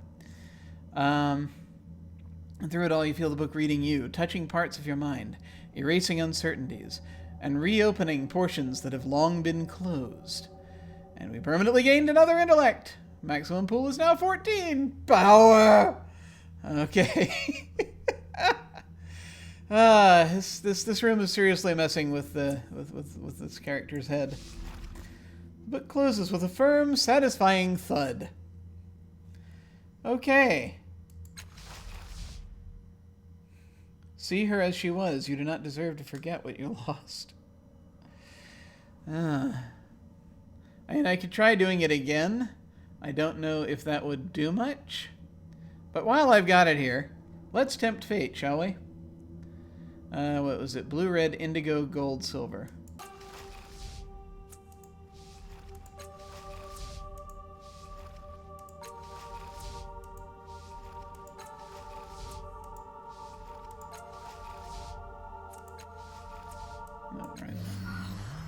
XP.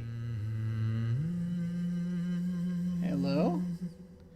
You finish the song again. This time the music doesn't fade. The book twists in your hands and begins flipping from the end of the book backwards. You see in inky shadows a bed and the dying young woman upon it. Here we go.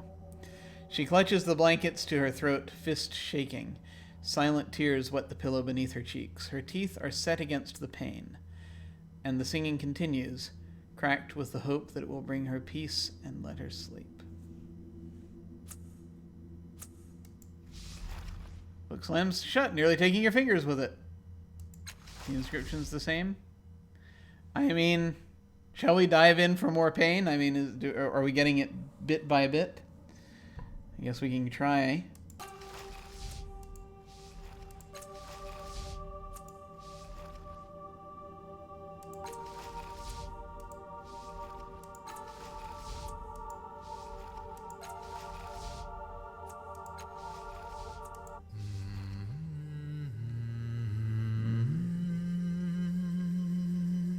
Only the song remains. All right, let's put the book away. Okay, that was fun. I'm gonna save the game again.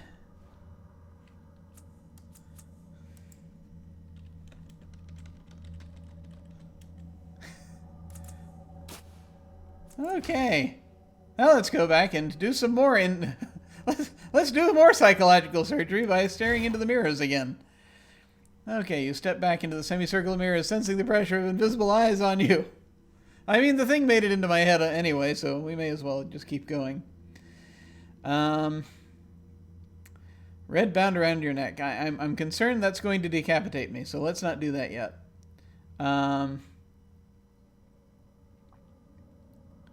Lenses and mirrors again. Larger ones respond to the lightest touch of your mind. The smaller mirrors strain, creaking to study you. Small oval mirror. The pulsing blue star beneath your forehead expands as you watch. Oddly enough, it feels like it belongs there, like it was waiting to be discovered. Motion draws your attention to the other two mirrors. In them you see a very different reflection of yourself. Pale clouds of blue light surround your hands. Feathery tendrils trail from your every fingertip, flicking at the air. You raise your hand, your reflection does as well, and suddenly your head burns with the ache of the radiant object within it. So we can break the mirror, we can look at your hands, or we can pluck out the object.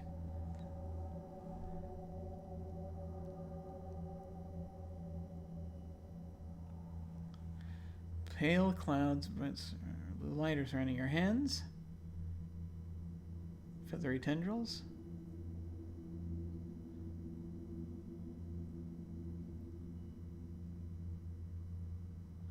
I mean, we're going to look at the hands. The skin is glowing. Tiny needle-like tendrils emerge from the tips of each finger. Tiny tools for delicate work. Pluck out the object. You press your fingertips against your forehead and feel the needle-like tendrils close around the round object inside your head. Carefully, you pull it out. Was that supposed to be there? I mean, you know, we don't know how the changing god built the Castoffs exactly. Is this a piece we need? The rising agony melts away, and the glow slowly fades from your hands, revealing a bronze sphere in your palm, growing more substantial with every passing second.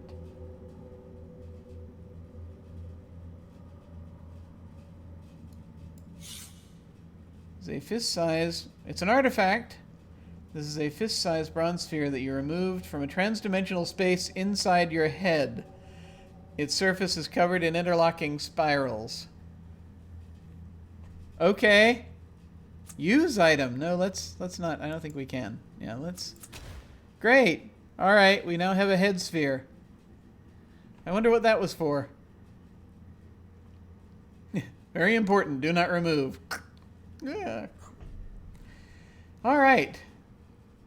Let's see. The next crazy thing we want to do. Hang on. I'm going to leave the lenses alone for a moment just so I can keep saving the game because, dear God.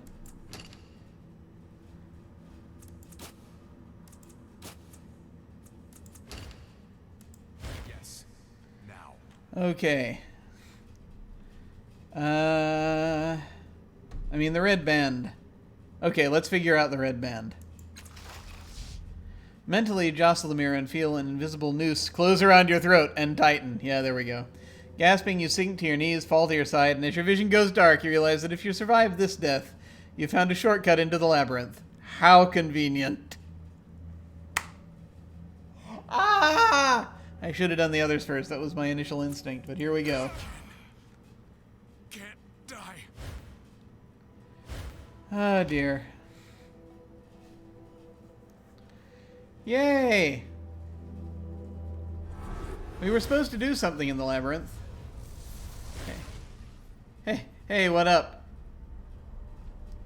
I can't say I expected you back so soon. Why am I here again? You died. I mean, not dead, but you came awfully close. He leans in.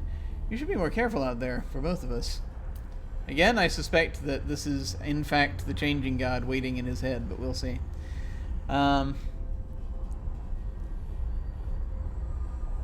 What should I do now? This Makina is our best lead. Great, thank you. Anything changed since the last time I was here? Look around, it's your mind. Very useless. Okay. This is all the same stuff. Okay. So... Okay, same portal, but... What's this? It's an All right. This was what we were looking for. I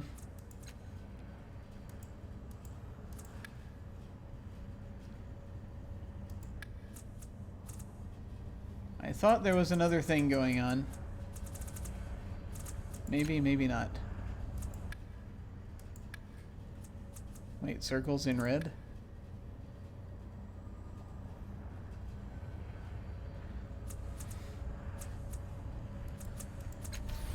Alright. Hey there. This is the creature you freed from the Changing God's mirror array. You recognize it as easily as your own breath. Glowing discs twist and fold within the shapeless mass, moving in tandem like eyes. Perhaps that's what they are. They lift, bathing you in their glow, and memory overwhelms you. Ah! You are blindfolded. You feel the rough fabric against your eyes and the frame of the lens. This creature's prison in your hands. It shakes, struggling to get free. The frame of the lens. This creature's prison in your hands. Okay. You feel its terror, its frustration, its sorrow. Ah! It's a dangerous word to use. Your habitual frown deepens. Even now, after everything you've done to it, the thing wants to serve you. You release the lens and push it to the top of the array with your mind. It is of no use to you now, but later who can say? Then the memory crumbles. Oh, man. The creature, your mind whispers, stares up at you with eyes like radiant, unfurling flowers. Come again? Says, through some hidden mouth, it is a thick, wet sound, but somehow not unfriendly.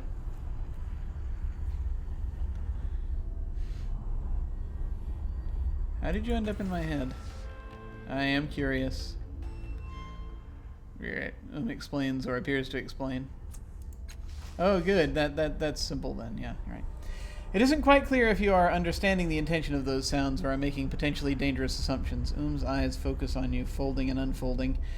You hear a curious sound in the hidden reaches of the darkness above. The scratch and crackle of a flame. The flame inside you, the one that warms your heart when you hear the suffering of others. The one that urges you to sacrifice anything and everything to help them. Wide eyes momentarily burn a brilliant gold. Ah, the gold tide. Creeping up on us. The sound dies away. Stares up at you, waiting. What does that mean? What does any of this mean? Oh my god! Alright. It isn't quite... Yeah. Okay. Alright. Let's see. I mean, interrogating it is probably not going to help. What kind of a creature are you? For a while, doesn't say anything at all. It merely looks at you. Just when you think it isn't going to respond at all, a bubble appears at the center of its shifting body, then divides into two. They merge again, split, and become three. They merge, become four, merge, and five. Soft light wells within each of the bubbles until they are the colors of the tides.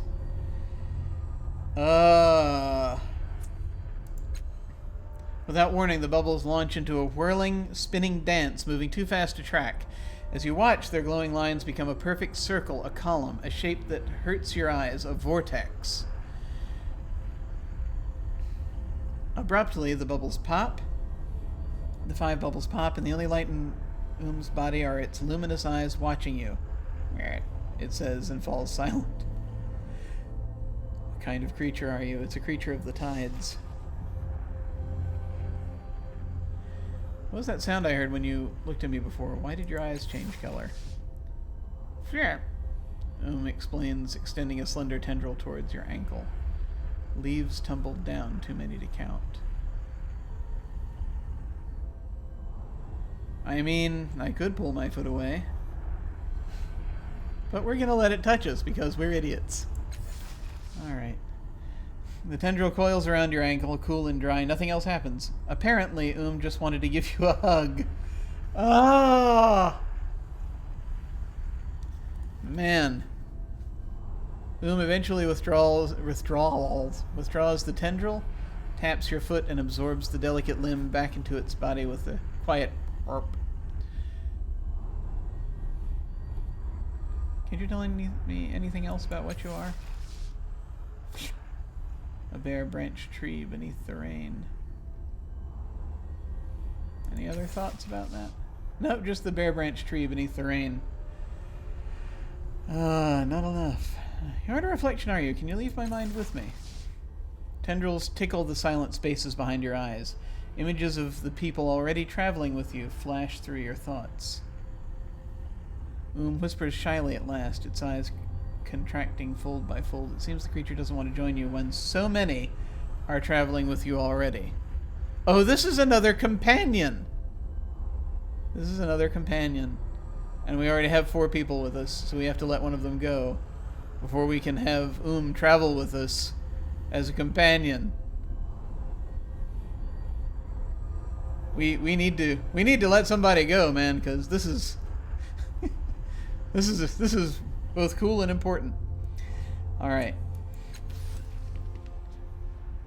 Alright, thank you. Good chat. That does unfortunately mean we're going to have to come back here.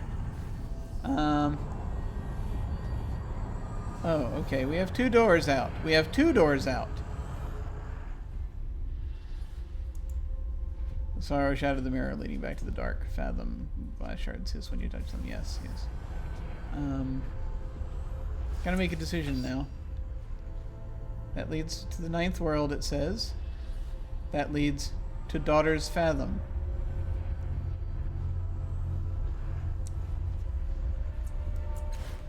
I feel like I'm supposed to talk to somebody in here. Freed something from the mirrors. Seems to be calling me from inside my own mind. The creature I freed from changing God's mirrors is called a formless being with an unknown purpose. If it has one at all, it may benefit me to take it with me as I travel and inspect it when I can. I can't right now because I've got too many companions. I'm going to have to kill myself again to come back and get it. Yay. In the calm.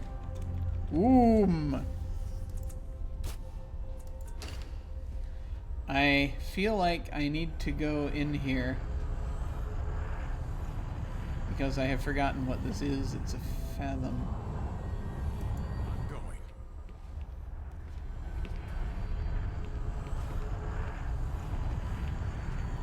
Stuff's happening, you know?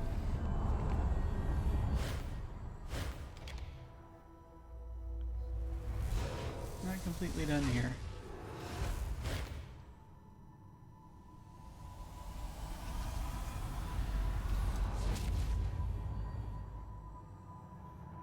The ghostly woman. We are not really seeing... Oh, okay, yes. This is also... We need to come back. That's what we need to do. We had to talk to her about the 3. There's one still missing. that we need to figure out. Fine. Hey, just, you know, while I'm here, just thought I'd say hi. Look! You follow her finger to a glowing form where before there was nothing. It's a membra. You found one of them already, the women created by the engine.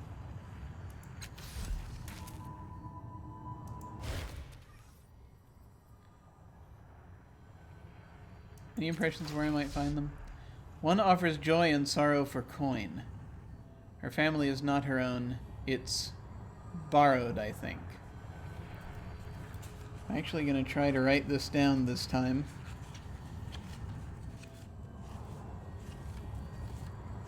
Because this wasn't...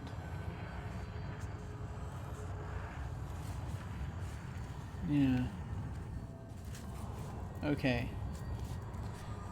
Wait, where was that big chart that I put together? Where was it? I don't know. Here we go.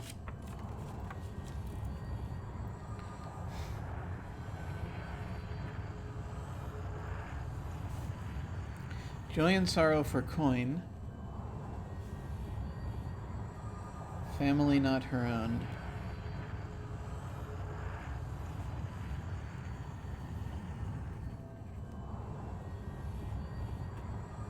Borrowed.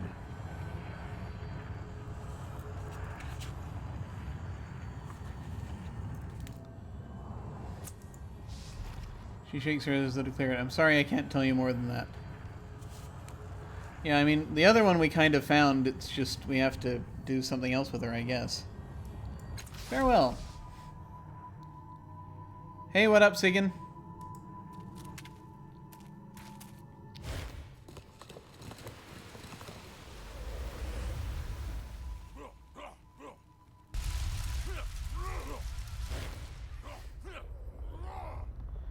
The siege, the ghostly woman says, watching the scene in front of you. I remember the siege when the Tabat came to destroy Sega's cliffs. I remember it? I think it happened a long time ago. Were you there? What does this have to do with you? Did it? I'm only a broken memory, apparently. What do I know of time? A wry smile plays on her lips. After a long, quiet moment, she nods as though coming to a decision. I was there. I remember the screams, the terror. The Tabat came, many of them mounted on their dragoliths, each of them with a stranger, more terrifying weapon than the one before. Segas should have fallen. The Shena and Ika and 100 villages before us. But it didn't. We fought them off. It's coming back to me. These are my memories. Huh. Are we inhabiting... Or is that us? I can't tell from this one. I think that's us. Okay.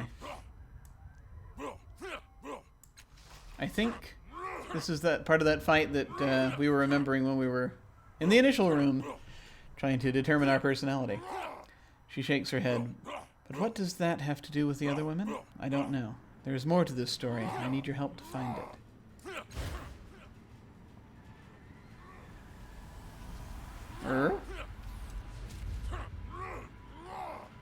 Tabat. What is this? What is it? There's a lot of fighting going on here. And then there's someone standing over here as well. Loss of self. That was another one. The third we have not yet found. This is fascinating. Okay. Let me save this whilst this is going on. Because, oh dear.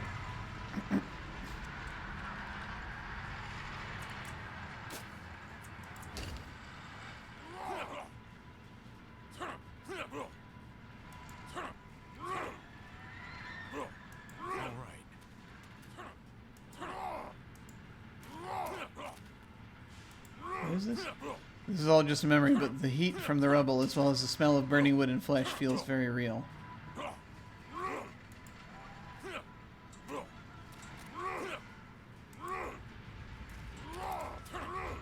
Can't seem to talk to anybody in here. Sega's townspeople. Tabat. Oh yeah, like the big engined guy. I wonder if, after coming here, we can more easily interact with that one guy who stayed and remembers. Or was his penance. Yes. All the terrible things he did. I mean, we've got a context for it now, more of one anyway. Blood-curdling moans can be heard from inside the structure, but there's no way in. I just thought, this is beautiful, by the way. And terrible. Of course. Oy. Burning building looks like homes we've seen in Saga's Cliffs, but of a much older style. Okay, I think that's all we can do here.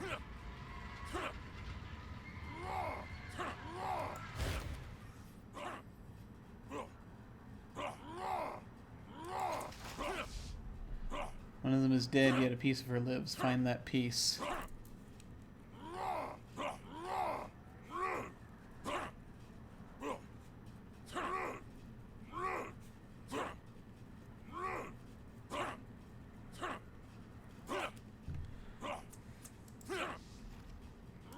Tell me on the siege again. About were everywhere. So many people died. I remember their screams. It's a miracle Saga's Cliff survived. Don't forget, we must know more. I'm ready.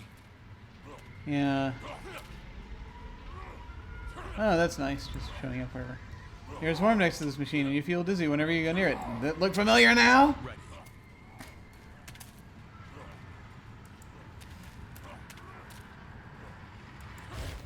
Loss of self.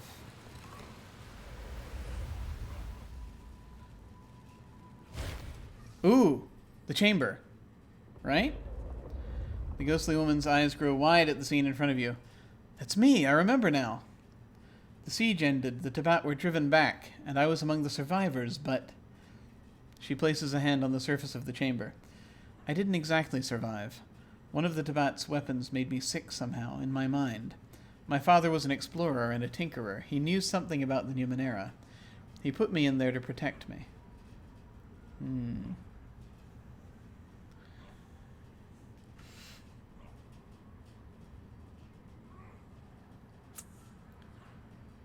In there.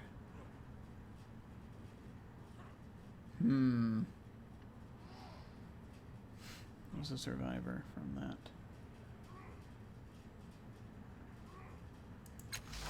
But the Aeon priests and Chirurgeons couldn't help me. No one could. My father kept me in stasis until a cure could be found. She gazes into the distance as though trying to remember something. Are the women the result of some attempted cure? I don't know. Please, we're so close. Keep looking so we can find the answer. I feel like the Changing God did this. And that the inscription on the book is related to it. You don't deserve to forget, something along those lines, right? Forget her as she was. And I remember this, the scene, which was very much like this, that they just described. And it's someone lying in bed. Woman lying in bed.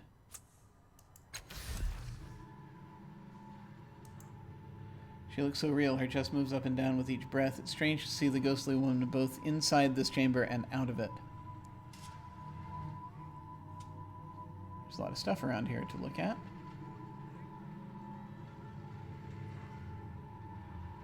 She's breathing. You can see her breathing.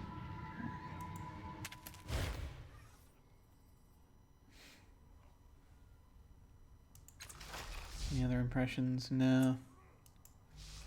Alright. After the siege, I became very sick. My father didn't know what to do, so he put me into stasis till a cure could be found. Okay. We're getting closer. Nope. Nope. Of course.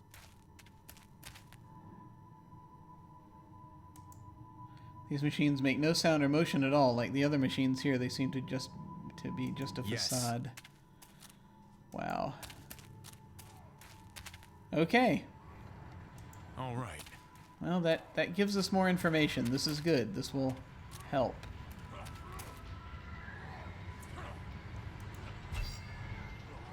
Yeah. Daughters fathom. Daughters fathom. Daughters fathom. the changing god's daughter? Maybe. One more path, it'll probably be down here, once we find whoever that is that sells joy and sorrow for coin. And their family is not their own. It's borrowed.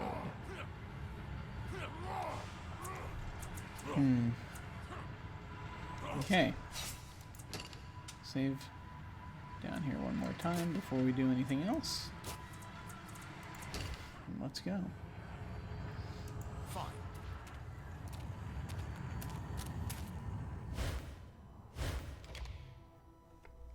Your reflections can appear in the labyrinth based on your actions in the real world. Some of them can give you special bonuses. That's good. Way back through there. Ready. Okay.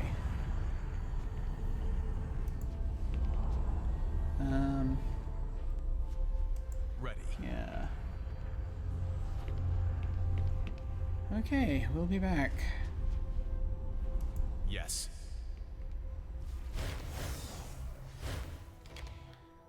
Which means we gotta come all the way back down here and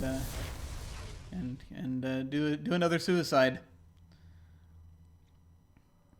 Oh, that was refreshing. You're up. Finally. Yep. Sorry, I just had to die for a little while. You know how it is. Real quick, I am going to switch back to the upper left. And If you think that's best. I'm going to save the game again before...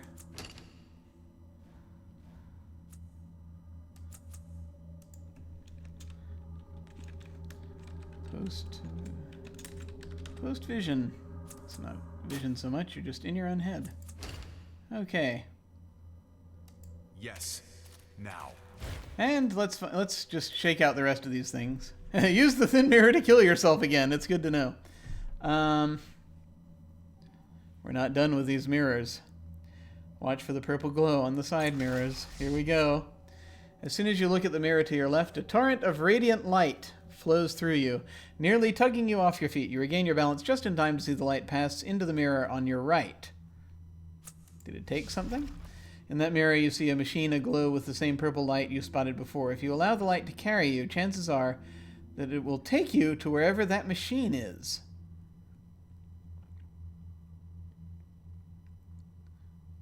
Before we do this, because that could involve being trapped, let's look in the large central mirror. Let's go ahead and do that.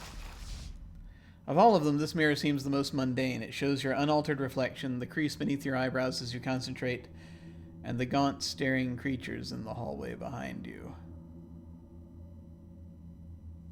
Oh dear. You can force the mirror to focus on the creatures, or look behind you. Are you ever supposed to look behind you when this happens? You spin around, nothing is there. Force the mirrors to focus on the creatures.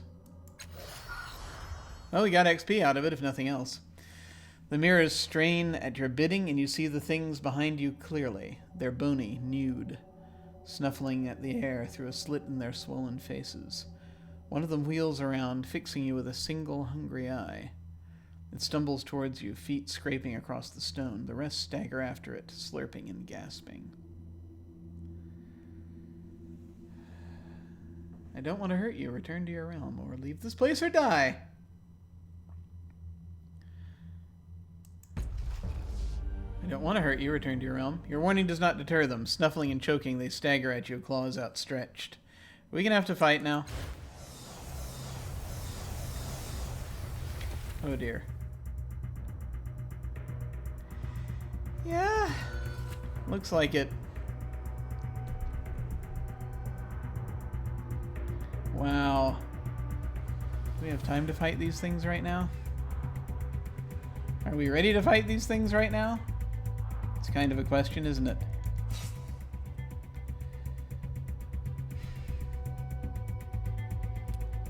I think given the timing, we're gonna hold off because, yeah. There's other stuff going on here.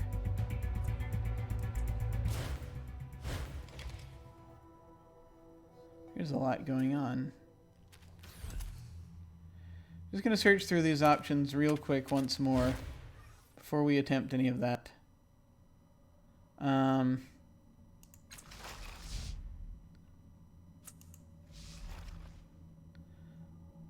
Because we had the thing with the purple glow, and I just want to see what that does. A flood of purple light streams from the mirror. As soon as you look at it, it lifts you from your feet and carries you into the mirror on the other side. Oh, it just brings us to where they are, doesn't it? It's just going to be a worse fight. That's all it's going to be, isn't it? Let's just see what it is. Oh, hey. Hi, everybody. How's it going? Just thought I'd come out and say hello. So that's where it comes out. Okay, good. Aha! What up?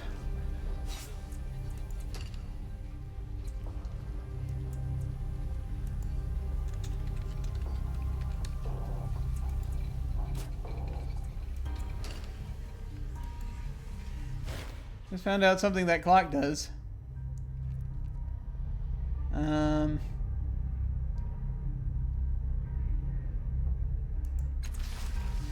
All right, we're done here for now, I think. Yes, that's quite enough, I think, for now.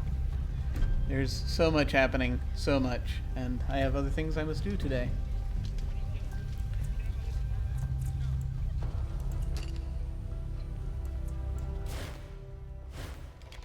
Wow. It's a heck of a thing, a heck of a thing. Okay. Hello. Okay, this has been very interesting and exciting and scary, and definitely something I want to continue with. It's very interesting to see everything unfolding like that. I don't know, there are a lot of possibilities here. Still didn't find Matkina, which is interesting. Gotta figure out where she's hiding. Or if she's hiding in plain sight, if she's like that silver person that we weren't able to determine who it was, or something. I don't know. There's a lot going on, a lot of moving pieces here, so I guess we'll figure that out. Very excited to continue with this next week. But in the meantime, here's what we have happening. Tomorrow morning, once again, I'm going to try to desperately to get up after a horribly late night tonight and play We Happy Few. And possibly tomorrow, hopefully, we'll be playing the Cold Ruins of Last Life. There's a question about, we know that one of the players can't make it, and so we just got to figure out confirmation on one more player and make sure we can actually do the thing. So that'll be basically just, seeing how that works out, and if we have the people, we'll keep going. If not, we'll push it back again, because that's how this works. That's how the gaming works. So hopefully we'll get to play, but if not, we can just do it a little bit later. Let's see. This Sunday, we're going to be doing the last of our one-shots for this month, and that is the Deep Forest, which is a variant on the Quiet Year. It is still a map drawing, sort of a little community building game, community world building game, but this one focuses more on, more entirely on these monsters that are in a forest after human colonists have departed. And so it's just sort of dealing with that, rebuilding, figuring that out for a year before more adventurers show up. And so that's going to be very interesting. I'm very much looking forward to playing that. Still getting all the stuff together for that. And hopefully that'll be a lot of fun. The following week, it's like around the last week of the month, I think the month turns over on that Friday. So it'll probably be like the first of the month. Once again, 1 week from today, more of this. So I'm very much looking forward to that. In the meantime, folks, this has been delightful. Also, one other thing. For those of you into the tabletop RPG Numenera, upon which this game is based. We have opened sign-ups now for a couple of Numenera one-shots that we're going to be playing next month in February, first couple of weekends in February. Again, those will be on Sundays. Those will be on Sunday late afternoons. That's when the one-shots always happen. So if you are interested, go down to the sign-up link and check it out. Just go to that. It'll take you to the page where it'll have a little more information. You can click through to the sign-up form if you so desire. So feel free to do that, as sign-ups are now open. We're going to have something like 3 to 6 players for each one, I think. And there we go. So feel free to check that out. In the meantime, take care, and I will see you all of a sudden.